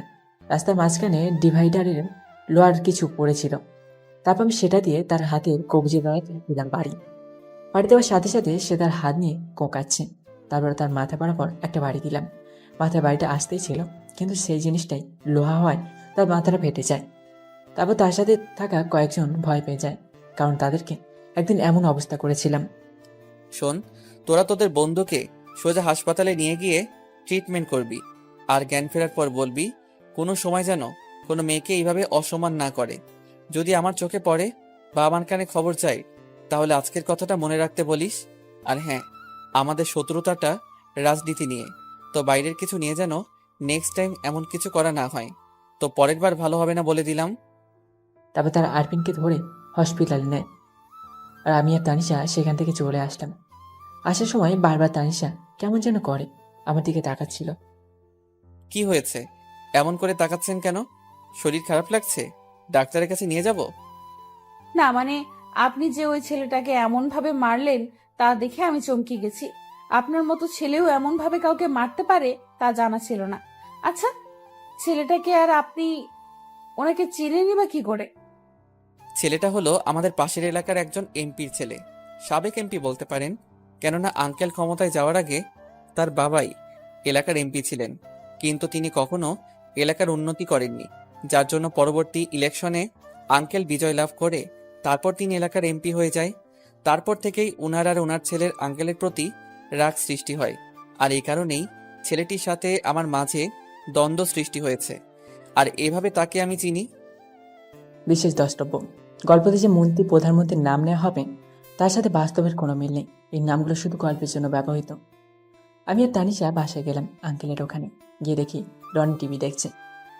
রনি, কি করো? এই তো ভাইয়া, মোটু পাতলো দেখি। হ্যাঁ, তোমাদের কাজ তো সারাদিন মোটু পাত্র দেখা। দেখি রিমোটটা 1 মিনিটের জন্য। তারপর রনি আমাকে রিমোটটা দিলে আমি একটু চ্যানেল ঘোরাঘুরি করছিলাম। ঠিক সেই সময় একটা চ্যানেলে চোখ আটকে যায়। নিজের হেডলাইনে রাখা, এইমাত্র পাওয়া, কুষ্টিয়া 01 আসনের এমপি পিএর হাতে কুষ্টিয়া 01 আসনের সাবেক এমপির ছেলে আহত। আরে অভি, এটা তুমি কি করছো? কেন আঙ্কেল, আমি কি কোনো ভুল করেছি? সঠিক নাকি ভুল সেটা বুঝতে পারছি না, কিন্তু যেটা তুমি করেছো সেটা কিন্তু অন্যায়। আঙ্কেল, আমি কি করতাম বলুন? সে যেভাবে তানিশাকে অপমান করেছিল, নোংরা কথা বলেছিল, তার জন্য আমি চুপ থাকতে পারিনি। রাগের বশে তাকে এমনটা করেছি। আচ্ছা, যা হওয়ার হয়েছে সেটা নিয়ে মাথা ঘামিয়ে লাভ নেই। তা বাসা পৌঁছে দিয়ে আসার জন্য ড্রাইভার পাঠাবো, যদি আবার রাস্তায় কোনো কিছু হয়। না আঙ্কেল, তার কোনো দরকার নেই, চিন্তা করবেন না, তেমন কিছু হবে না। আমি তাহলে আজকে আসি আঙ্কেল। আচ্ছা, তো ভালোভাবে যেও। তারপর আঙ্কেলের বাড়ি থেকে বের হয়ে রিক্সা খুঁজলাম, কিন্তু পেলাম না। কি আর করার, হেঁটে যেতে হবে। তো হেঁটে যেতেছিলাম, যেতে যেতেই সামনে সব প্রেসের লোক আমাকে ঘিরে ধরে। স্যার, আপনার সাথে কি তার সাথে কোনো ব্যক্তিগত শত্রুতা ছিল যার জন্য আপনাদের মধ্যে ঝামেলা লাগে? স্যার, চুপ করে থাকবে না, প্লিজ বলুন। আপনার সাথে নাকি একজন মেয়ে ছিল যার জন্য নাকি ঝামেলাটা হয়েছে? প্লিজ আমাদের বলুন। দেখুন, এগুলো আমার ব্যক্তিগত কারণ, সেগুলো আপনাদের বলতে বাধ্য নই আমি। প্লিজ আপনারা এখন যান। উফ, কতবার বলবো আপনাদেরকে, আপনারা কি শুনতে পান না? আচ্ছা, একটা কথা বলুন তো, আপনাদের সামনে আপনাদের স্ত্রী, মা, বোন, বান্ধবী বা আত্মীয় কেউ, মোট কথা হলো কোনো মেয়েকে যদি আপনাদের সামনে অপমান করা হয়, তাকে খারাপভাবে অপমান করা হয়, তার শরীরে হাত দেওয়া হয়, তাহলে ভেবে দেখুন তো, আপনি ভাই, স্বামী, ছেলে অথবা বন্ধু হিসেবে আপনি কি করবেন? তারা কিছুক্ষণ নিশ্চুপভাবে ভাবনা চিন্তা করতে লাগলো। কি হলো বলুন? আপনারা কি চাইবেন আপনার সামনে আপনার স্ত্রী, বোন, মা অথবা কোনো মেয়ে অপমানিত হোক? অনেকেই আছে চাইবে না, আবার অনেকেই আছে চাইবে। তো আপনি যদি একজন দায়িত্বশীল ছেলে, ভাই, বন্ধু অথবা স্বামী হন, তাহলে আপনাদের কি করা উচিত তা আপনারা নিশ্চয়ই বুঝতে পেরেছেন। আশা করি আপনাদের আর কোনো প্রশ্ন নেই। দেখুন, এটা আমার ব্যক্তিগত বিষয়, তো এটার ব্যাপারে না জিজ্ঞেস করলেই খুশি হব। ধন্যবাদ। তারপর আমি সেখান থেকে বাড়ির দিকে আবার রওনা হলাম। কোথা থেকে আসে সব বুঝতে পারি না। সবসময় কি আমার পিছে পিছে ঘোরে নাকি? এখান থেকে এটুকু আসতে না আসতেই সবাই ঘিরে ধরেছে, যত সব। বাসে গিয়ে দেখলাম মা যেন কিছু একটা নিয়ে চিন্তা করছেন। আয়েশাও মায়ের পাশে বসে আছে। কি হয়েছে মা, তোমরা এইভাবে বসে আছো কেন? কিছু কি হয়েছে? কি হয়েছে মানে? বুঝতে পারছিস না কি হয়েছে? না, সত্যি আমি কিছু বুঝতে পারছি না। প্লিজ বলো আমাকে কি হয়েছে। টিভিতে এগুলো কি দেখলাম? এই সবগুলো কি মিথ্যা? তুই নাকি একটা ছেলেকে মেরে হাসপাতালে পাঠিয়েছিস। কেন করেছিস এসব? তাহলে এই ব্যাপার? আচ্ছা শোনো। তারপর আমি মাকে সবকিছু খুলে বললাম। এই হলো আসল ঘটনা। তো এবার বলো, আমি কি খারাপ কিছু করেছি? আহা মা, তুমি কোনো চিন্তা করো না। হ্যাঁ, আমি বুঝতে পারলাম তুই কোনো খারাপ কাজ করিসনি। তবু আমার কেমন জানি ভয় হচ্ছে, তারা যদি তোর কোনো ক্ষতি করে দেয়। আহা মা, তুমি কোনো চিন্তা করো না তো। দেখবে আল্লাহর রহমতে কেউ কিছু করতে পারবে না আমার। আচ্ছা ঠিক আছে, আমি আর চিন্তা করব না। তো আয় খেয়ে নে। তারপর আমি খেতে দিলাম। আমি খেয়ে দিয়ে বিশ্রাম নিলাম। সারাদিন ওই মেয়েটার সাথে ঘুরে বেড়াতে বেড়াতে আমার অবস্থাই খারাপ হয়ে গেছে। আমি বসে মোবাইল টিপছিলাম। ঠিক সেই সময় এলো আমার রুমে। এসে আমার পাশে বসলো। কোনো কথা বলছে না, চুপটি করে বসে আছে। তাই আমি জিজ্ঞাসা করলাম, কি রে, কি হয়েছে? কিছু বলবি কি? কি রে, কি হয়েছে? চুপ করে আছিস কেন, বল। অভি, তোকে আমি কিছু প্রশ্ন করব, তুই ঠিকঠাক সোজাসুজি প্রশ্নের উত্তর দিবি। মজা করবি না, বলে দিলাম। না কি করবো বুঝতে পারছি না। আজকে তো মনে হয় খুব সিরিয়াস মুডে আছে। আচ্ছা অভি, তুই সত্যি করে বলতো, তুই কি আমাকে ভালোবাসিস? তোকে ভালোবাসবো না তো কাকে ভালোবাসবো? তোকে তো সেই ছোট থেকে ভালোবেসে আসছি, এখনো ভালোবাসি। দেখ অভি, এবার কিন্তু আমার রাগ উঠে যাচ্ছে। তোকে সিরিয়াসলি উত্তর দিতে বলেছি, কোনো মজার ছলে না। আয়শা, তোর কি হয়েছে বলতো? আজকে হঠাৎ এমন প্রশ্ন করছিস? আমি যা বললাম আগে সেটা সঠিক উত্তর দে। তুই আমাকে ভালোবাসিস কিনা সেটা আগে বল। শুনতে চাস? তাহলে আমি তোকে ভালোবাসি কিনা? তাহলে শোন, আমি তোকে অনেক ভালোবাসি, নিজের থেকেও বেশি। মনে আছে একবার ছোটবেলায় আমার জ্বর হয়েছিল, তুই আমার জন্য কি না করেছিস। তখন থেকেই তোকে আমার এই মনের আসনে জায়গা দিয়ে দিয়েছিলে। তখন থেকে আমি ভেবে নিয়েছিলাম তোকে কখনো আমার থেকে দূরে কোথাও যেতে দেব না। সবসময় আমি এই আমার হৃদয়ের মধ্যে তোকে রেখে দিব। এবং দেখ, তুই এখানে আমার সেই ছোট্টবেলা থেকে এখনো আছিস। আমি তোকে ছাড়া কিভাবে থাকবো বল? ভালোবাসি, বড্ড ভালোবাসি যে তোকে। আমার কথাগুলো শুনে আয়েশার চোখ দুটো পানিতে চিকচিক করতে লাগলো। সে হঠাৎ আমাকে শক্ত করে জড়িয়ে ধরলো।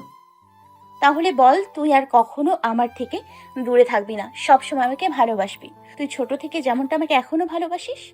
তোকে নিয়ে আমার খুব ভয় হয়, যদি কেউ তোকে আমার কাছ থেকে কেড়ে নেয়। আমি সইতে পারবো না রে। আমিও ভালোবাসি, বড্ড ভালোবাসি তোকে। আয়েশা কি আমি আমার বুকে জড়িয়ে তার মাথায় হাত বুলে দিয়ে দিতে বললাম। আমি জানি তুই আমাকে কতটা ভালোবাসিস, কিন্তু একটা কথা বলতো, তোর মনে এই প্রশ্নের উদয় হলো কি করে যে আমি তোকে ছেড়ে চলে যাব? তোকে এই দুদিন ধরে দেখছি, কি নাম যেন বলেছিলি, তানিশা নাকি? ওই মেয়েটার সাথে ঘোরাঘুরি করছিস, এমনকি আজও দেখেছি তাকে। সেই মেয়েটা তোর সাথে যেভাবে হাসাহাসি করে, সেই মেয়েটা তোর সাথে যেভাবে হাসি খুশি ভাবে তোর পাশে হেঁটে চলেছে, দেখে মনে হলো যেন তোকে আমার কাছ থেকে সে কেড়ে নেবে। তাই তোকে বললাম, তুই প্লিজ আমাকে ছেড়ে অন্য কারোর হয়ে যাস না। আমি তোকে আমার এই মনের মাঝে সারা জীবন আগলে রাখতে চাই। আমার প্রতি তোর যদি বিশ্বাস থাকে তাহলে এটুকু জেনে নে যে আমি তোর আছি, তোরই থাকবো। সত্যি বলছিস তো? হ্যাঁ হ্যাঁ, সত্যি বলছি। আচ্ছা একটা কথা বলতো, তুই আমাদেরকে কিভাবে দেখলি আর কোথায় গিয়েছিলি? ও, 1 মিনিট অপেক্ষা কর। তোর এই প্রশ্নের জন্য আমার একটা কথা মনে পড়লো, আমি এক্ষুনি আসছি। যা বাবা, মেয়েটার আবার কি হলো? কোথায় ফুরুত করে উড়ে গেল। কিছুক্ষণ পরে দেখলাম আয়েশা তার হাতে কিসের যেন ব্যাগ নিয়ে আসছে। নে ধর, খুলে দেখ তো কেমন হয়েছে। কি এটা? সেটা তুই নিজেই খুলে দেখ। আয়েশা থেকে নেওয়া একটা খুলে দেখি, তার ভিতরে দুটি কালো ও নীল রঙের শার্ট। এই দুটি রং যে আমার সব থেকে বেশি পছন্দ, যে সেটা আয়েশা ঠিকই জানে। শার্ট দুটো বেশ সুন্দর হয়েছে। আয়েশার পছন্দ আছে বলতে হবে। শুভ জন্মদিন। এবার আয়েশা কথাটিতে আমি অনেকখানি অবাক হয়ে গেলাম। আর যে আজ যে আমার জন্মদিন সেটা আমি নিজেই ভুলে গেছি, কিন্তু আয়েশা ঠিকই মনে রেখেছে। ওহো, আজ যে আমার জন্মদিন সেটা আমি নিজেই ভুলে গেছি, কিন্তু তুই তো দেখছি ঠিকই মনে রেখেছিস। আমি জানি তো তুই ভুলে যাবি। তোর কোনোদিন তোর জন্মদিনের কথা মনে থাকে বলতো? কিন্তু তুই আমার জন্মদিনের দিনটা ঠিকই মনে রাখতে পারিস, খালি নিজেরটা পারিস না। তুই প্রত্যেক বছর আমার জন্মদিনে কোনো না কোনো কিছু আমাকে গিফট করিস, কিন্তু আমি তা করতে পারি না। তাই ভাবলাম আজকে কিছু তোকে গিফট করব। আর এটা কিন্তু এই কালকে মার্কেটে গিয়েছিলাম আর শেষ সময় তোকে আর ওই মেয়েটার সাথে দেখি। আচ্ছা বুঝলাম, কিন্তু তুই টাকা পেলি কোথায়? কেন? তুই বড় আম্মু বড় আব্বু যখন হাত খরচের টাকা দিত, সেগুলো টাকা জমিয়ে রেখেছিলাম, আর সেই টাকা দিয়েই কাল তোর জন্য 2টা শার্ট কিনেছি। তা কেমন হয়েছে বললি না তো? খুব খুব সুন্দর হয়েছে। আমার চোখের পানিতে ভরে গেল। এটা কোনো দুঃখের অশ্রু নয়, এটা আনন্দের অশ্রু। কি রে, তোর চোখে পানি কেন? কই না তো, এমনি। আচ্ছা চল বাইরে চল, তোর জন্য আরো একটা সারপ্রাইজ আছে। কি বলছিস? আরও একটা সারপ্রাইজ? বাহ, বেশ ভালো তো। তারপর ঘর থেকে বের হয়ে উঠানে গিয়ে দেখি সেখানে নানান রঙের বাতি জ্বালানো হয়েছে। তারপর আয়েশা পেছন থেকে আমার চোখ দুটো চেপে ধরলো। আমি কিছুই দেখতে পাচ্ছি না। কি রে, কি হলো? চুপ, কোনো কথা বলবি না, আস্তে আস্তে আমার সাথে সামনে যা। তারপর আয়েশা আমাকে আস্তে আস্তে সামনে নিয়ে গেল। এবার চোখ খুলে দিল। হ্যাপি বার্থডে অবি।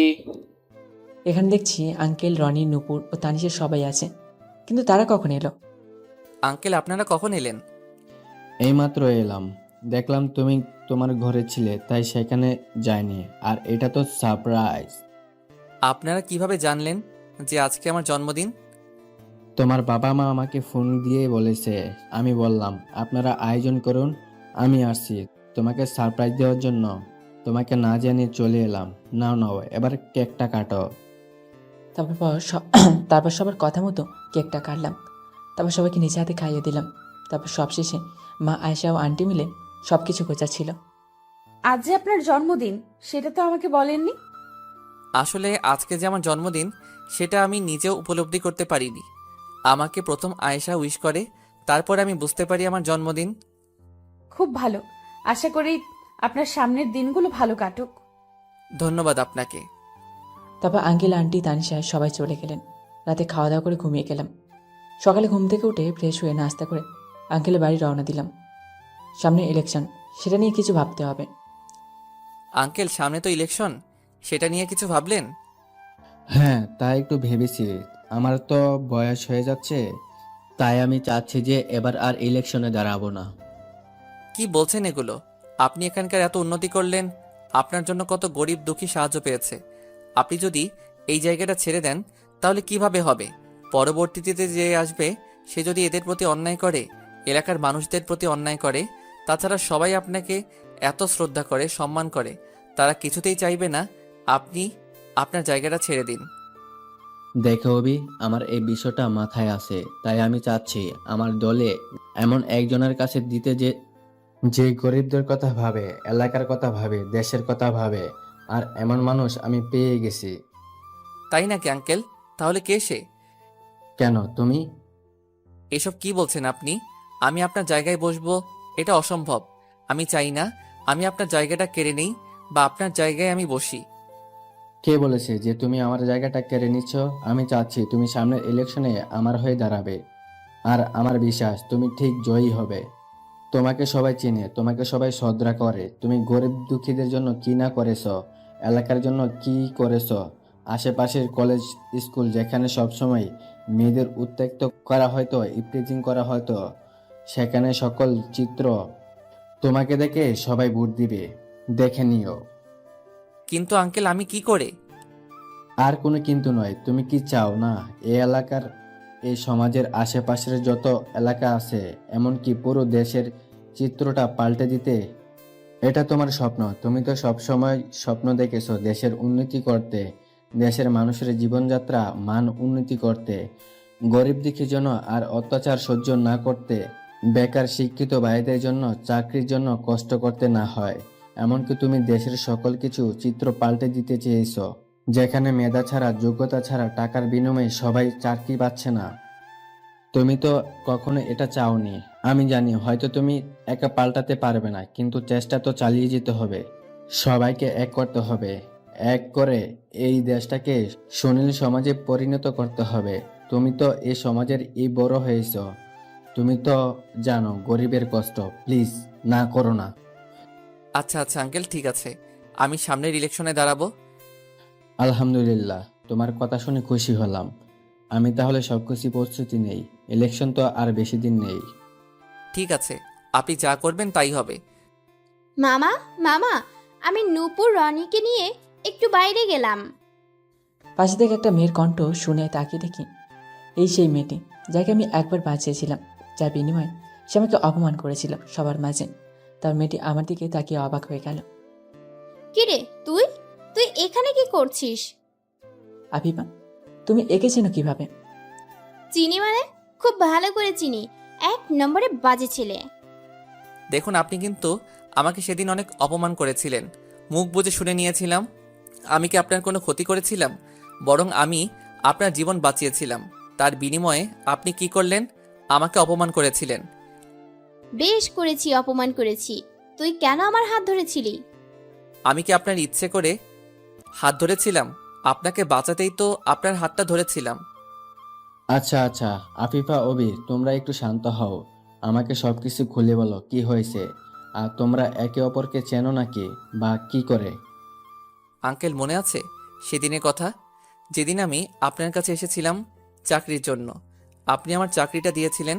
সেদিন বাসায় ফিরতেছিলাম, ঠিক সেই সময় দেখতে পেলাম একটি মেয়ে ফোনে কথা বলতে বলতে রাস্তার মাঝখানে চলে যাচ্ছিল। সেই সময় তার দিকে পিছন দিক থেকে ফুল স্পিডে একটা ট্রাক ফিরে আসছিল। তাই আর কোনো উপায় না পেয়ে তার হাত ধরে টান দেই, যার কারণে তিনি প্রাণে বেঁচে যান। ঠিক সেই সময়ই আপনার গুণধর ভাগ্নি আমাকে ধন্যবাদ না জানিয়ে উল্টো চর মারে আর নানাভাবে অপমান করতে থাকে আমি তার হাত স্পর্শ করেছি বলে। আফিফা মামুনি, তুমি ভীষণ অন্যায় করেছ। ওনার কাছে ক্ষমা চাও, বলো সরি। আমি আর কোনো কথা বলতে চাই না, তুমি সরি বলো। ঠিক আছে, সরি। কে জানি কল কর, তারপর আঙ্কেলকে কে জানি কল করলো। তাই তিনি রিসিভ করে কথা বলতে বলতে অন্যদিকে চলে গেলে আর আমি মিটমিটি হাসি তাই দেখে। খুব হাসা হচ্ছে তাই না? দেখে নিব। আচ্ছা, দেখব আপনি কি করতে পারেন। বাসে চলে আসলাম। বাসে এসে গোসল করে দুপুরে খাওয়া খেয়ে একটু বিশ্রাম নিচ্ছিল। সে সময় তানিশা ফোন দেয়। মেয়েটা যে এত বিরক্ত করে তা কি বলবো। পরিচয় না হয় ভালো ছিল। আসসালামু আলাইকুম। ওয়ালাইকুম আসসালাম। কখন পৌঁছেছেন বাসায়? সে তো অনেক আগেই পৌঁছেছি, এসে গোসল করে খাওয়া দাওয়া করে বিশ্রাম নিচ্ছি। শুনেন, আজ আমি আঙ্কেলের ওখানে যাচ্ছি, আপনি কিন্তু বিকেলে চলে আসবেন। কেন? কেন আবার? এমনি আসতে বলেছে, আসবেন। আচ্ছা, দেখা যাক। কোনো দেখা দেখি না, আপনাকে আসতেই হবে। আচ্ছা ঠিক আছে, যাব। এবার খুশি? খুশি। এবার বলুন কি করেন? কেন? একটু আগেই তো বললাম বিশ্রাম নিচ্ছি, ভুলে গেলেন ইতিমধ্যে? সরি, ভুলে গিয়েছিলাম। আচ্ছা আপনি বিশ্রাম নিন, আমি ফোন রাখলাম। আর বিকেলে আসছেন, এটা কিন্তু মনে থাকে। সেটার বলতে। তারপর তানিশা ফোনটা রেখে দিল। অমনি আঙ্কেলের ওখানে যেতে ইচ্ছে করছিল না। এখন আবার যেতে হবে, তোর ভাল লাগে না। আর আমার আঙ্কেলের ওখানে না যাওয়ার কারণটা হলো আফিফা নামে ওই মেয়েটা।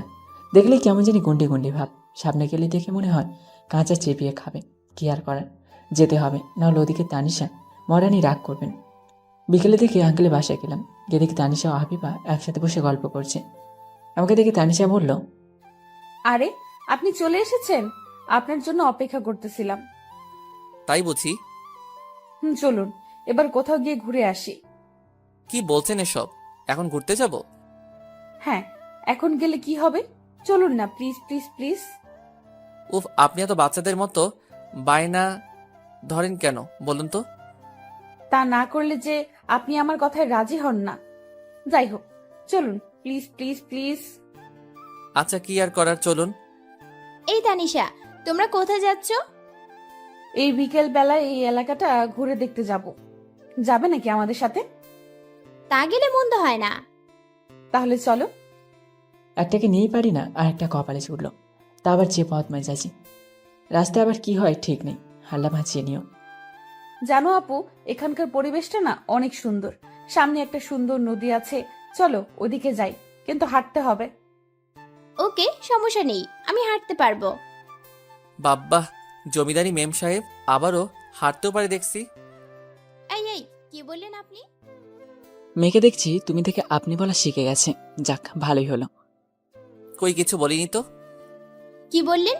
আমি জমিদারি ম্যাম সাহেব? আমি এই গ্রামের পথ দিয়ে হাঁটতে পারবো না, তাই তো? এরে, সব শুনে ফেলেছে দেখছি। না, আমি আপনাকে ওইসব কিছু বলতে পারি? আপনি তো খুব ভালো, ভদ্র, নম্র ও শান্তশিষ্ট মেয়ে। আপনাকে কিছু বলতে পারি? হয়েছে তেলমারা, সামনের দিকে তাকিয়ে হাঁটুন, না হলে পড়ে যাবেন। হ্যাঁ, হাঁটছি তো। কেমন আছো চাচি? একটি বৃদ্ধ মহিলা রাস্তার পাশে বসেছিল। তাকে বললাম, এদের সবাইকে আমি চিনি, তারাও আমাকে ভালো করেই চেনে। জি বাবা, আমি খুব ভালো আছি। তুমি কেমন আছো? আলহামদুলিল্লাহ, আপনাদের দোয়ায় ভালোই আছি। তা কোথাও যাইতেছিলে নাকি? জি চাচি, এদেরকে নিয়ে একটু সামনে যাব, ঘুরিয়ে নিয়ে আসি। ওহ আচ্ছা, এরা কারা? চিনতে পারলাম না তো। চাচি, এরা হলো আসাদ আঙ্কেলের ভাগ্নি ও বন্ধুর মেয়ে। ওহ আচ্ছা বাবা। সে সময় তানিশা আমাকে বলল, অভি, আমার খুব পানির তেষ্টা পেয়েছে, আমাকে কোথাও থেকে পানি এনে খাওয়াতে পারবেন? মেয়ের কথা শোনো, আমার বাড়ির সামনে খাড়াইয়া জিজ্ঞেস করে পানি পাইবো নাকি। তোমরা পানির তৃষ্ণা লাগছে, আমার বাড়ির ভেতর আসো, আমি তোমাদের পানি খাওয়াইতেছি। তারপর তানিশা আমার দিকে তাকালো। আমি বুঝতে পেরেছি সে কি বলতে চাইছে। আমি বললাম, কোনো সমস্যা নেই, চলো। বাবা, আমার বাড়িতে তোমাদের যে পা পড়েছে, এটাই আমার কাছে অনেক সৌভাগ্যের। তারপর চাচি আমাদের বসার জন্য 3 জনকে চেয়ার দিলেন, আর সাথে কয়েকটা মিষ্টি ও ঠান্ডা শরবত দিলেন। আরে চাচি, করেছেন কি এগুলো? কেন বাবা, আমি কি কোনো ভুল করছি? না, আপনি কোনো ভুল করেননি। আপনি কেন আবার এগুলো কষ্ট করে আনতে গেলেন? কি যে বলো বাবা, তোমরা এই প্রথম আমার বাড়িতে আসছো, সামান্য এইটুকু তো খেতেই হবে। তারপর চাচির কথায় আর না করলাম না। তারপর দেখতে দেখতে প্রায় সন্ধ্যা হবার অবস্থা। তারপর চাচিকে বিদায় জানিয়ে আমরা নদীর তীরে পৌঁছালাম। সেখানে অনেক মানুষ ঘোরাফেরা করছে। আসলে এই সময়টাই নদীর তীরে মানুষের আনাগোনা বেশি। অভি অভি প্লিজ, ওদিকে চলেন। ওই যে দেখতে পাচ্ছেন, ওখানে ফুচকা বিক্রি হচ্ছে, আমি খাবো। সন্ধ্যা হয়ে গেল, আর এখন আপনার খাওয়ার ইচ্ছা হয়েছে? ভীষণ ইচ্ছে হয়েছে। প্লিজ চলো না। আপু, তুমি বলো না। তানিশা আপু যখন চাচ্ছে তো চলুন। আচ্ছা ঠিক আছে, চলুন। তারপর ফুচকা দোকানের সামনে তাদের 2 জনকে নিয়ে এলাম।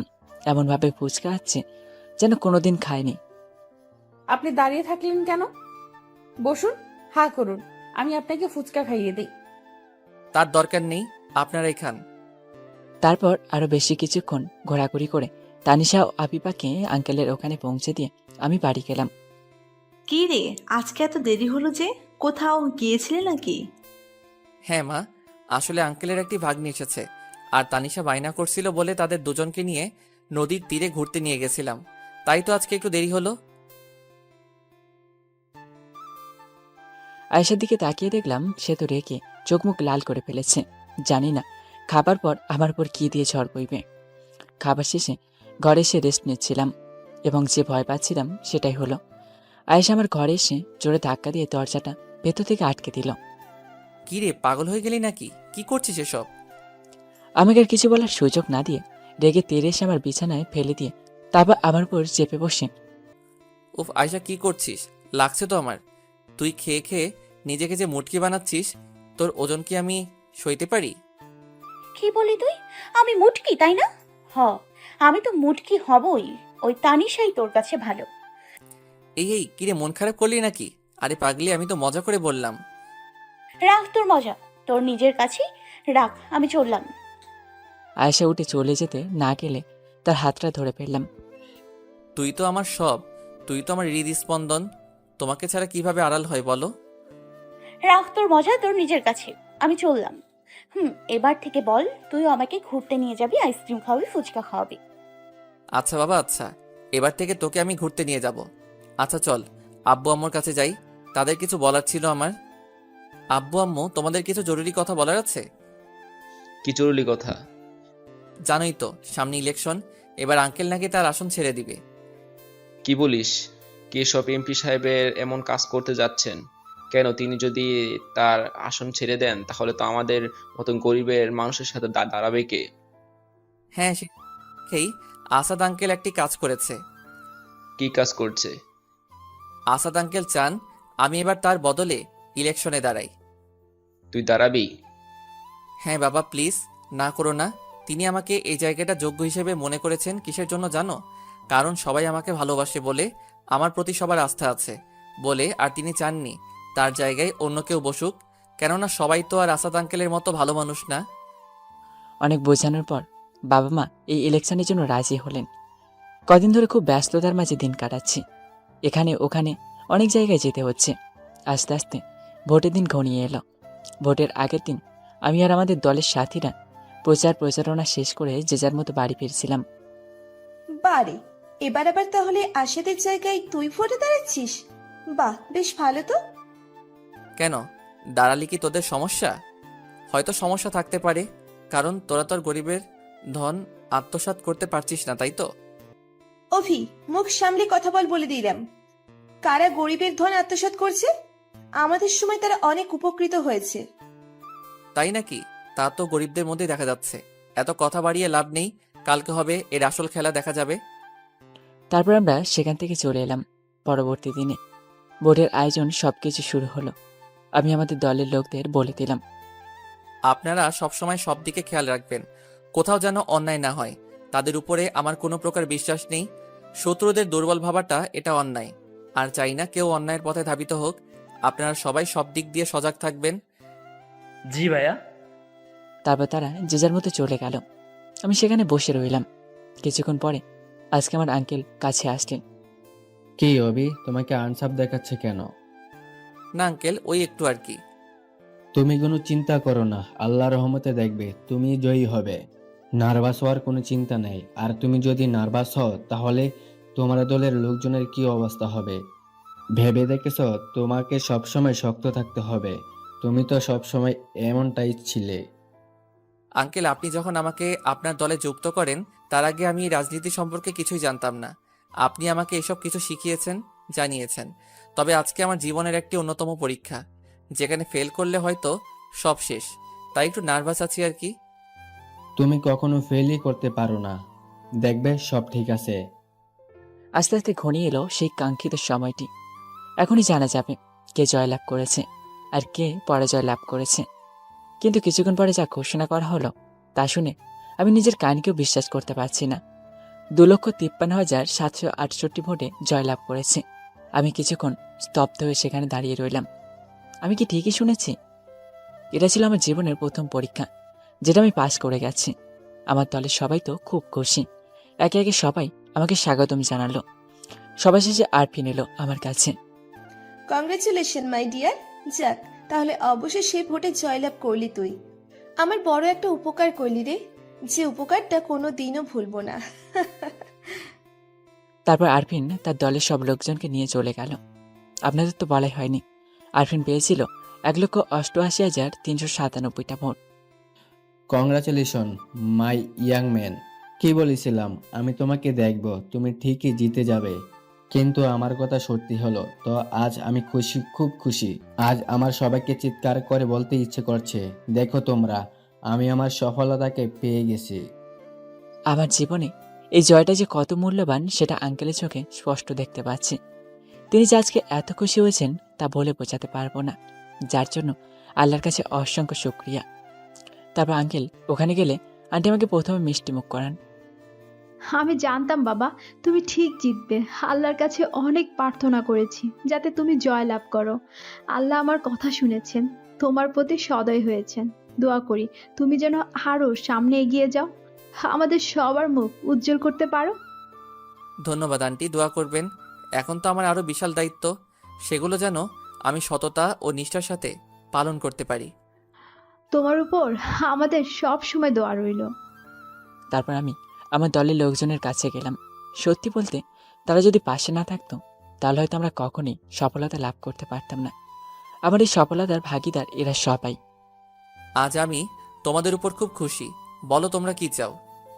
ভাইয়া, আমরা আপনার কাছে বড় কিছু চাই না। আমরা শুধু চাই আপনি আশাদ স্যারের মতো সততা আর নিষ্ঠাভাবে আপনি আমাদের কাজ চালিয়ে যান। এটাই হবে আমাদের কাছে সব থেকে বড় পাওয়া। ইনশাল্লাহ চেষ্টা চালিয়ে যাব অবশ্যই। আস্তে আস্তে আমার দিন কাটতে লাগলো। এতদিন আমি অনেক এগিয়ে গেছি আমার পথে। আমি আশাদ আঙ্কেলের মতো পারছি কিনা জানি না, তবে আমি সর্বদা চেষ্টা করেছি আমার ভালোটা দেওয়ার, সর্বদা সবাইকে ভালো রাখার। বাড়ি যাচ্ছিলাম, ঠিক সেই সময় আফিফা ফোন দেয়। আপনাদের তো বলা হয়নি, আফিফা আর আমার সম্পর্কটা আগের মতো নেই, এখন আমরা বন্ধুর মতো। অভি, তুমি কোথায়? কেন, কি হয়েছে? কাজ শেষে বাড়ি ফিরছি। ও, তুমি একটু নদীর তীরে দেখা করতে পারবে? এখন? হ্যাঁ, এখন। আচ্ছা ঠিক আছে, তুমি কিছুক্ষণ অপেক্ষা করো, আমি এখনই চলে আসছি। তারপর আফিফার কথা মতো নদীর তীরে গেলাম। গিয়ে দেখি আফিফা আমার জন্য আগে থেকে অপেক্ষা করছে। কখন এসেছো তুমি? কিছুক্ষণ হলো। তা কিসের জন্য ডাকলে? তোমাকে একটা কথা অনেকদিন ধরে বলবো বলবো ভাবছিলাম, কিন্তু বলতে পারিনি, তাই আজকে সে কথাটা বলতে চাচ্ছি। তা বলো, কি এমন কথা যার জন্য আমাকে জরুরি এখানে ডাকলে? আমি তোমাকে ভালোবাসি অভি। আফিফার কথা শুনে আমি অবাক হয়ে গেলাম। কি বলছে কি সে? কি বলছো কি তুমি? তোমার মাথা ঠিক আছে তো?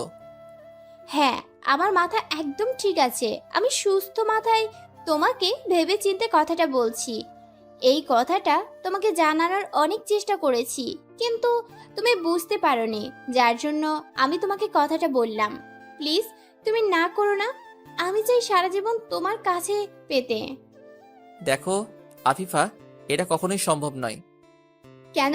আমি কি দেখতে শুনতে খারাপ, নাকি আমাদের প্রথম দেখা হওয়ার ঘটনাটার জন্য তুমি আমাকে মেনে নিতে পারছো না?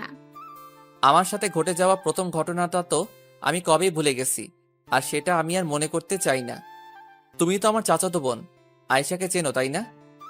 হ্যাঁ, তাকে তো আমি চিনি।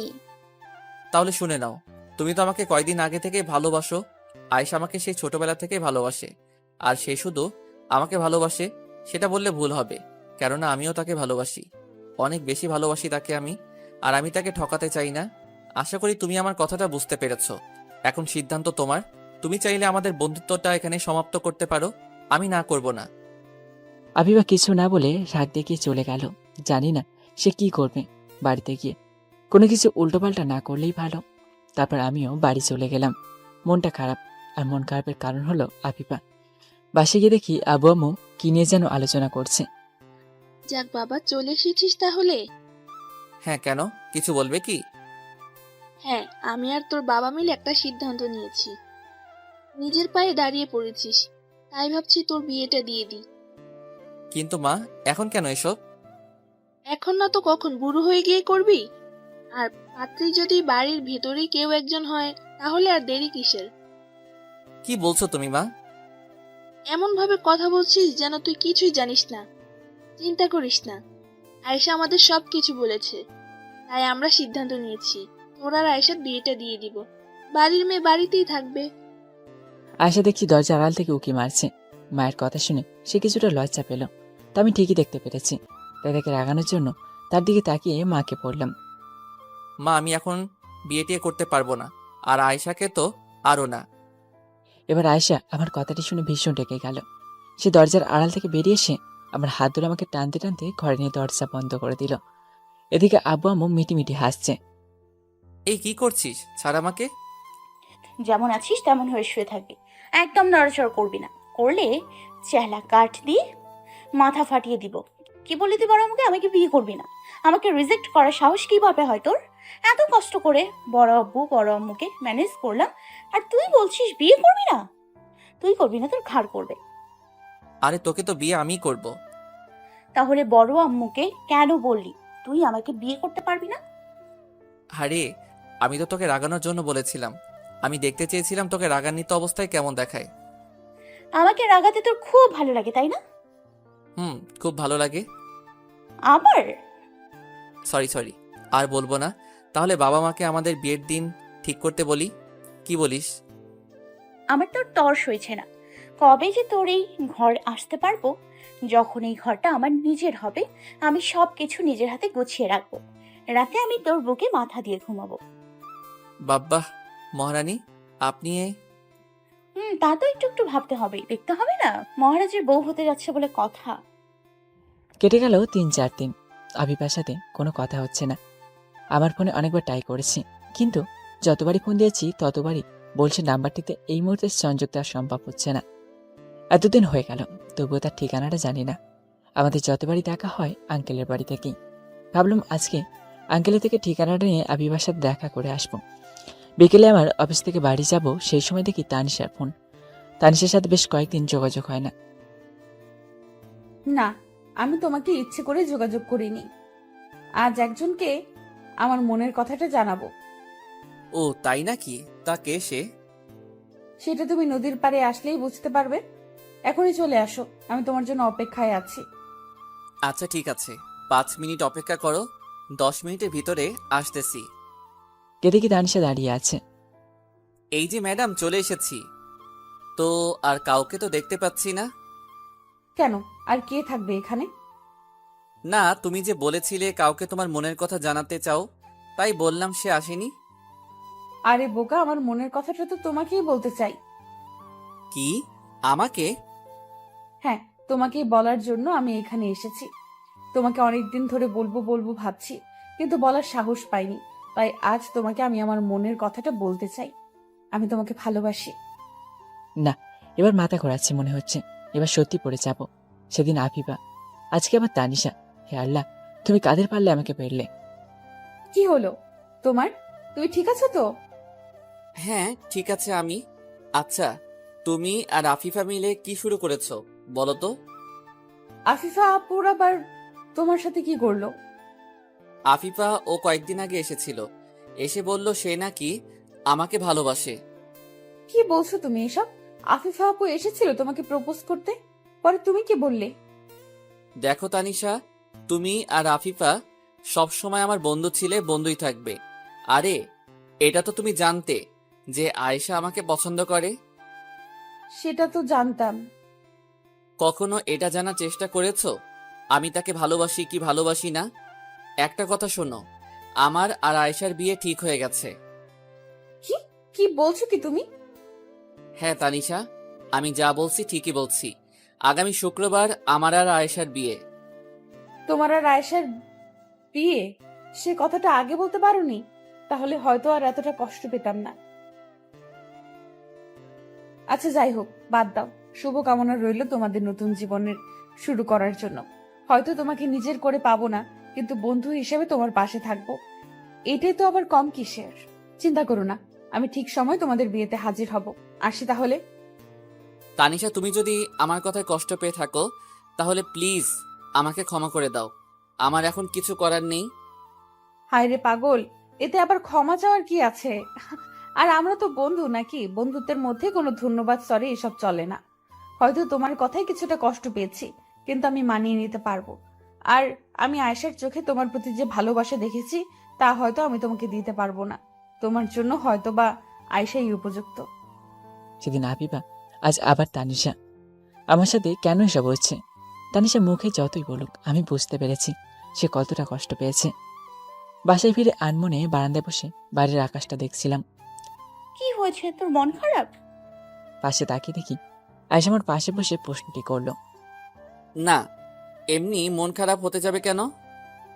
তোর মুখটা দেখে সেটা বোঝা যাচ্ছে যে তুই নিশ্চয়ই কিছু একটা নিয়ে মন খারাপ করে বসে আছিস।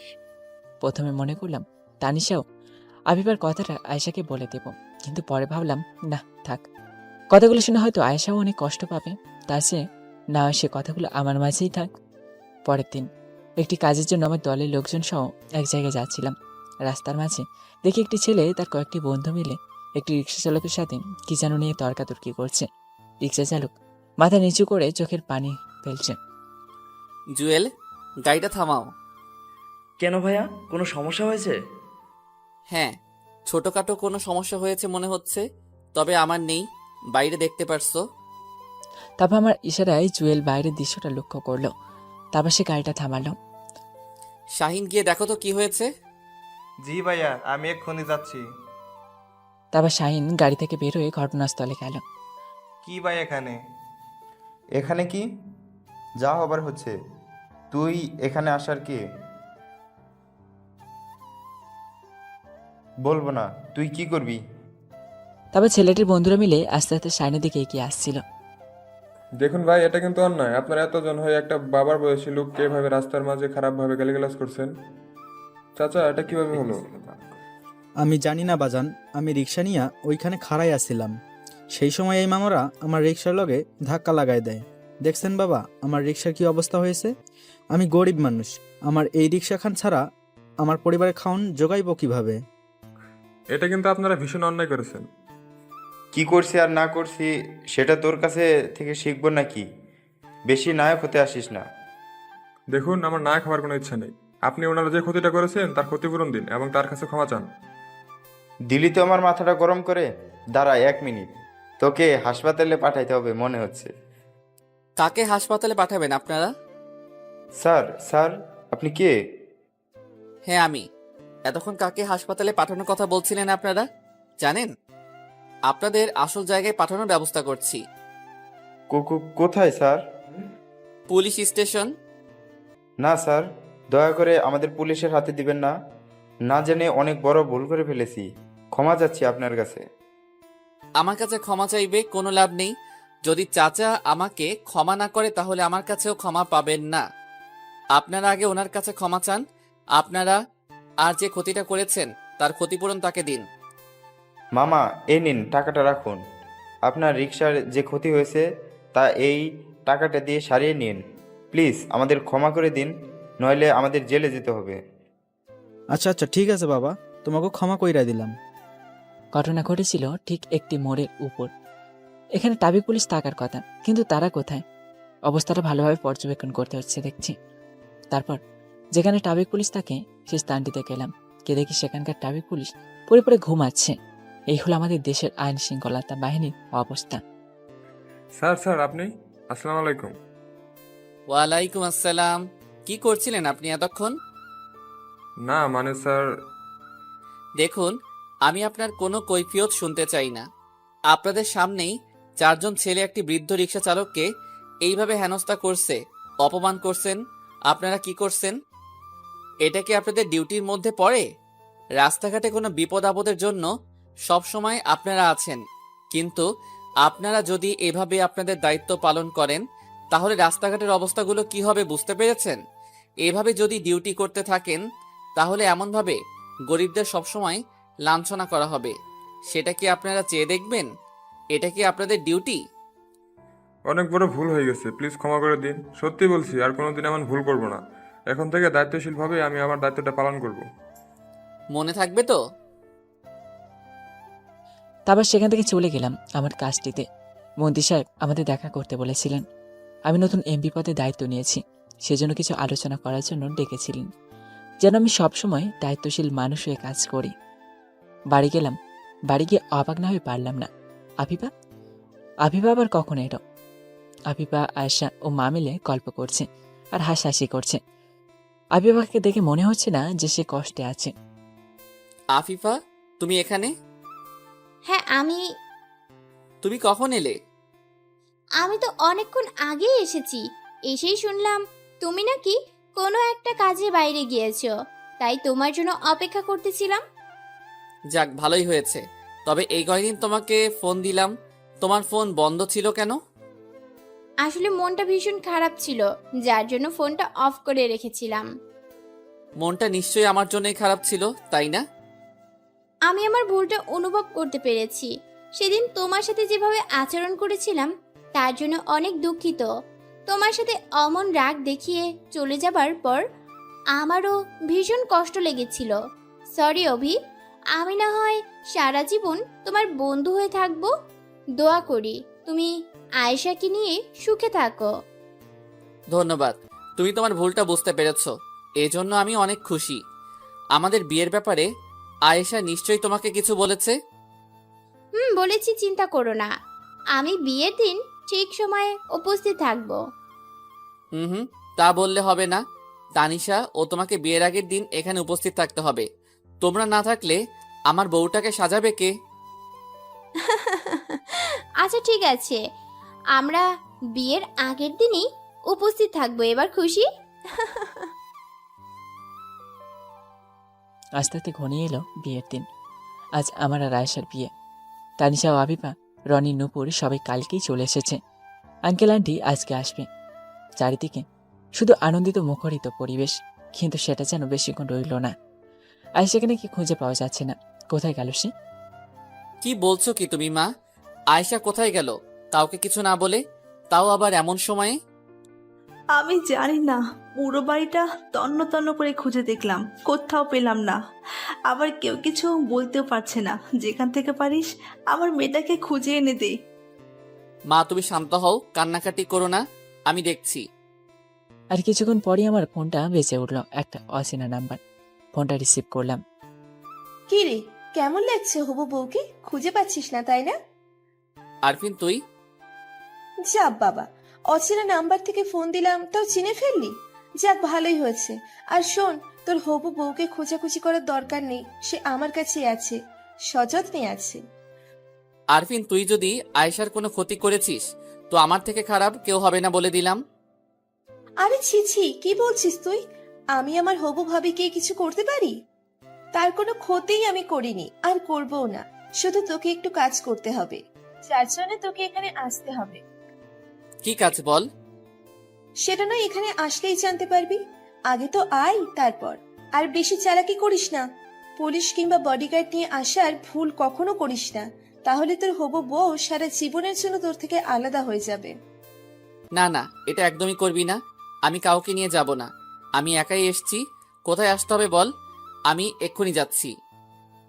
এই তো গুড বয়, এই ঠিকানায় চলে আয়। আমি তোর অপেক্ষায় থাকলাম।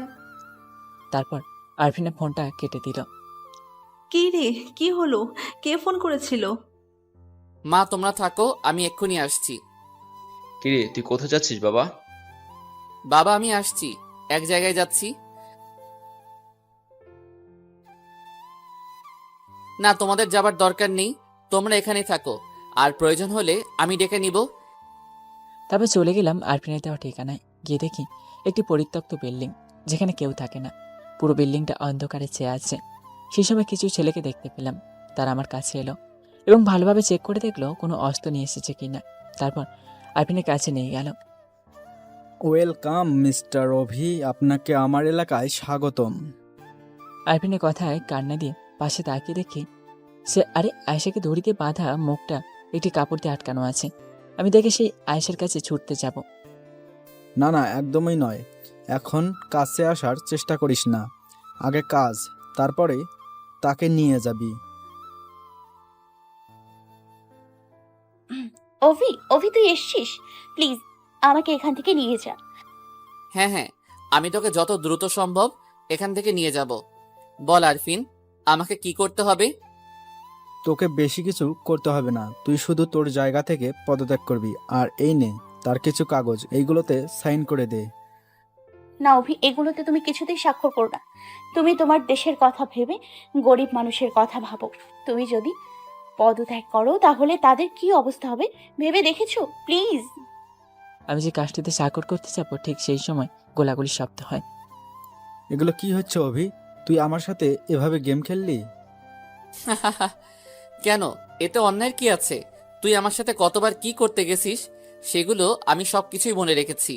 আর আমি জানতাম তুই এটা এমনই একটা কাজ করাবি যার জন্য আমি সবকিছু প্রস্তুতি নিয়ে রেখেছি। তুই কিন্তু এটা ঠিক করলি না, বলে দিলাম। তারপর আরফিন তার দলবল নিয়ে পালাতে চেষ্টা করলো, কিন্তু পুলিশ তাদেরকে ধরে ফেলে। শুধু আরফিন আর দু একজন তার সাথে পালাতে সক্ষম হয়। আমি আরফিনকে ধরার জন্য যেতে পারলাম না। এখানে আয়েশার এই অবস্থা, তাকে ছাড়া কিভাবে তার পিছু ধাওয়া করব? তাই পুলিশরা গেলেন তাদের ধরতে। এদিকে আমি আয়েশাকে নিয়ে বাড়ি থেকে রওনা হলাম। আয়েশা আমাকে জড়িয়ে ধরে কেঁদে দিল।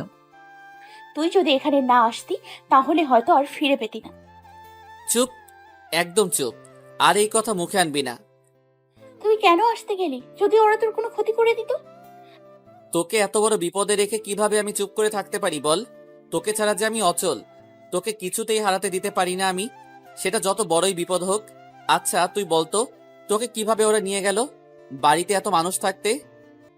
আমাকে সাজিয়ে রেডি করে যখন তানিশা ও আপু বাইরে গেল, তখন আমার ফোনে একটি অচেনা নাম্বার থেকে ফোন আসে। আর আমি রিসিভ করলে বলে, তোর নাকি খুব বিপদ। আমাকে তাড়াতাড়ি যেতে বলে এবং বাড়ির কাউকে যেন না জানায় সেটা বারণ করেছে। তারপর সবার চোখকে ফাঁকি দিয়ে বাড়ি থেকে বের হয়ে আসি। তারপর একটি অটোতে উঠি।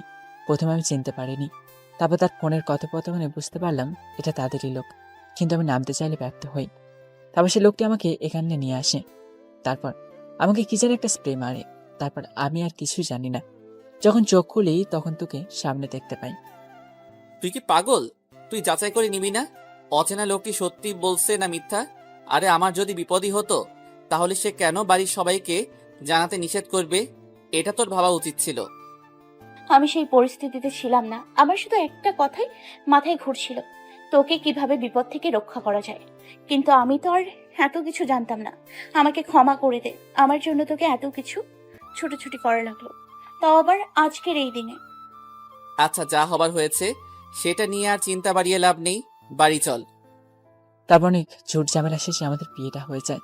রাত্রের দিকে জানতে পারি পুলিশ নাকি আরফিন ও বাকি দুজনকে ধরতে সক্ষম হয়েছে। যাক, ভালোই হলো। 5 বছর পর এখন আমি এমপি থেকে স্বরাষ্ট্রমন্ত্রী হয়েছি। শুধুমাত্র নিজের দায়িত্বশীলভাবে কাজ করা ও সকল মানুষের ভালোবাসার মাধ্যমে মন্ত্রী হবার পর দেশের চিত্রটা অনেকটাই পাল্টে দিয়েছে, যেটা আমার ছোট থেকেই স্বপ্ন ছিল। আমি সবসময় চেয়েছিলাম আমাদের মতো গরিবদের যেন আর অনাহারে না মরতে হয়। গরিব, বেকার, শিক্ষিত যুবকদের চাকরির পিছনে বেশি ছোটাছুটি না করতে হয়। বাবাই, বাবাই, তুমি কোথায়? আমরা তোমার জন্য কখন থেকে অপেক্ষা করছি, আর তুমি আসছো না। মামুনি, আমি একটু কাজে আটকে গেছি। প্লিজ তোমরা তোমার দাদু দাদি ও আম্মুর সাথে খেলা করো, আমি ঠিক চলে আসবো মা। তারপর মেয়েটা ফোনটা রেখে দিল। আপনাদের তো বলা হয়নি আমরা রায়সার সন্তান হলো স্নিগ্ধ ও স্নিগ্ধা। আমাদের জন্মের সন্তান হয়েছে। তা স্নিগ্ধা বায়না ধরেছে তাদের জন্য চিপস চকলেট নিয়ে যেতে। নিয়ে গেলাম। কলিং বেল বাজানোর সাথে সাথে দরজা খুলে দিল। বাব্বা, এত ফাস্ট কলিং বেল! বাজাতে না বাজাতে দরজা খুলে দিলে। তোমার ছেলে মেয়ে তো তুমি আসছো শুনে দরজার কাছে বসেছিল, কিছুতেই সেখান থেকে সরাতে পারছিলাম না, আর তাই এত তাড়াতাড়ি দরজা খুলে দিল। বাবাই, বাবাই, জানো তুমি না চলে যাওয়ার পর আম্মু খালি বকা দেয় আমায়। আমি খুব পচা। ওরে দুষ্টু, এখন বাবার কাছে বিচার দেওয়া হচ্ছে তবে রে। তারপর আয়েশা তাদের তেড়ে আসলে দৌড়ে এসে আমার বুকের ভিতর দুজনে লুকিয়ে পড়ে। আচ্ছা আচ্ছা, হয়েছে। কাজে থেকে এসেছি, খুব ক্লান্ত লাগছে। খেতে দাও, খেয়ে বিশ্রাম নিব। আচ্ছা বসো, আমি খেতে যাচ্ছি। স্নিগ্ধা, তোমার বাবা ক্লান্ত, এখন তাকে বিশ্রাম নিতে দাও। তোমরা দাদি দাদুর সাথে গিয়ে খেলা করো। আচ্ছা আম্মু। এই দেখো তোমাদের জন্য কি নিয়ে এসেছি। ওয়াও, চকলেট, চিপস, ধন্যবাদ বাবাই। তারপর দুজন দুই গালে চুমু দিয়ে চলে গেল দাদু দিদার কাছে। খেয়ে বিশ্রাম নিচ্ছিলাম, ঠিক সে সময় প্রধানমন্ত্রীর ফোন। আসসালামু আলাইকুম স্যার। ওয়ালাইকুম আসসালাম। মিস্টার রবি, আপনার কাজটা অসাধারণ হয়েছে। অনেক ভালো একটা কাজ করেছেন।